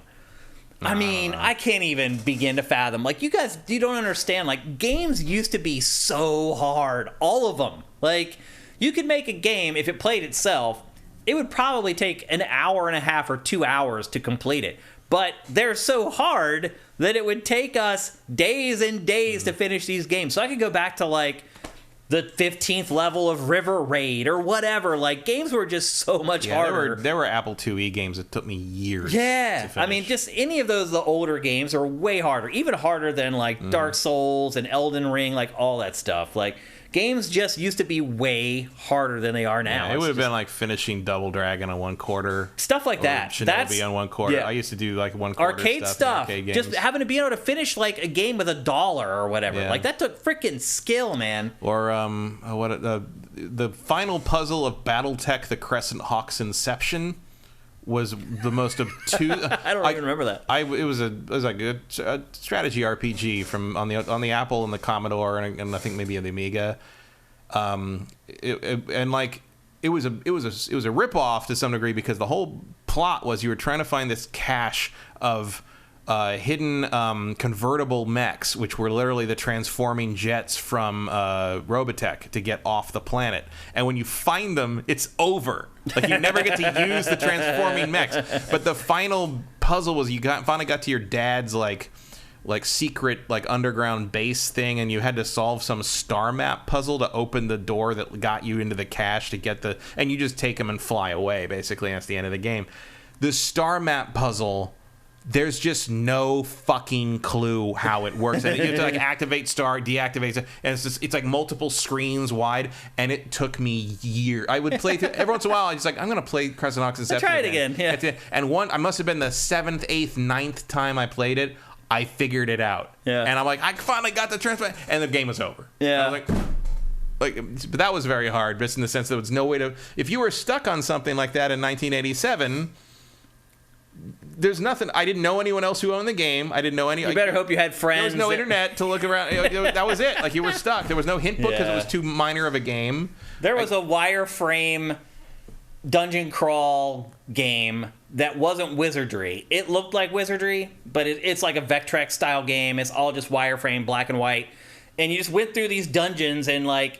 Eventually, you'd run into a wizard, and like it took us almost 2 years to beat that effing wizard. I cannot remember what the name of the game was, but just stuff like that, man. I mean, there were a lot of games like that. There were, yeah, but a lot of stuff like that is what I would say. From Swanland, do you think we'll see a Prince of Persia entry within the Assassin's Creed universe, like Matt said, would be interesting in a previous episode? No. I'm really wondering if I think that would work, the Prince is done. Like, sounds like Prince of Persia is gone. I mean, even this remake that they're supposed to be working on, like, that's dead as far as I can tell. Yeah, it seems like it's just gone. Like, really, what's happened is that Assassin's Creed Assassin's Creed supplanted Prince of Persia. Yeah, I mean, it just replaced the original Assassin's Creed was supposed to be a Prince of Persia game. Yeah, and they basically took one more shot with that 2008 one with starring Nolan North and as Nolan North as the Prince of Persia. Yeah, and that was that. Yep. From Sneaky, flying back from Japan in a few days. You're in Japan right now. It's weird time for you. You must be up either. What time is it actually? So it would be 10 hours before. But tomorrow. Yeah. So you're like in the middle of the night there. You must have never got caught up on like your jet lag. Have a safe trip though. Should I play Pokemon Diamond or Arceus to keep me sane, or something else? I tend to like Pokemon every few years, but not sure which one is better. I would play Arceus because it's different. So if you've played a lot of Pokemon already, if you want something a little bit different, I think that's your choice. But Pokemon Diamond is fine if you just want to play the traditional, more style of Diamond Pokemon. might be better on a plane. Yeah, I'd agree with that. Yep. Yeah, maybe that's your pick. Less fine aiming. Yep. One from Vincent. With all your desire for a new Ninja Gaiden, what do you think of Wanted Dead? I have not checked it out enough to know. Yeah, I haven't seen it. Unfortunately. Steady decline. Do you think Volition might be done if Saints Row sales are terrible? It might. Yeah, I don't know. I mean, it's Embracer, so probably not. I would also argue that it might be deserved. I mean, it's hard to remember a studio that's been around that long that released a game as inept as Saints Row. Yeah, I'm not sure I mean, I don't know if a lot of key people are gone or like. I don't know. I mean, frankly, I'm stunned that Agents of Mayhem didn't kill that franchise dead. How did it survive? Yeah. I don't know. So I don't know. I mean, I'm sure because Embracer came in and was like, hey, let's try this thing that worked before, and yeah. I mean, we'll see what sales look like. I guess not like they have a lot of competition. Yeah. From Drifter J, Shane, are you interested in Warzone 2 at all, or have you moved on from that type of battle royale? No, I haven't moved on from battle royales at all. I try them all usually when they come out. So I will try Warzone 2, but I tried the first Warzone, and what I found was that I just preferred to play Team Deathmatch. To me, Team Deathmatch is the purest form of online shooting. It's like, it's us versus you, who can kill the other guy more often without having to worry about or objectives and all this other crap going on. To me, Team Deathmatch, purest form of online competition for shooters. So I tend to stick with that. Like, I played the first Warzone for a few days, and that's usually the extent that I play most battle royales. I usually play until I win. That's usually how it works. Once I figure out how to manipulate a battle royale into a point where I can beat it and finish first, that's usually where I kind of lose interest in it. I know it's weird. A lot of people may get invigorated by that and be like, well, I want to do it again. Like, I always feel like I've solved some kind of a puzzle when I finish first in a battle royale. But I will give Warzone 2 a chance, absolutely. And maybe we can get together and we can play together. I am Dinfire on everything, by the way. If you guys want to add me to your friends list on any console, that is my gamer tag. See if you guys have any more. You guys are talking a lot amongst yourselves, but not many questions. Gohan Rage, thank you for Twitch Prime, man. That's awesome. I appreciate it.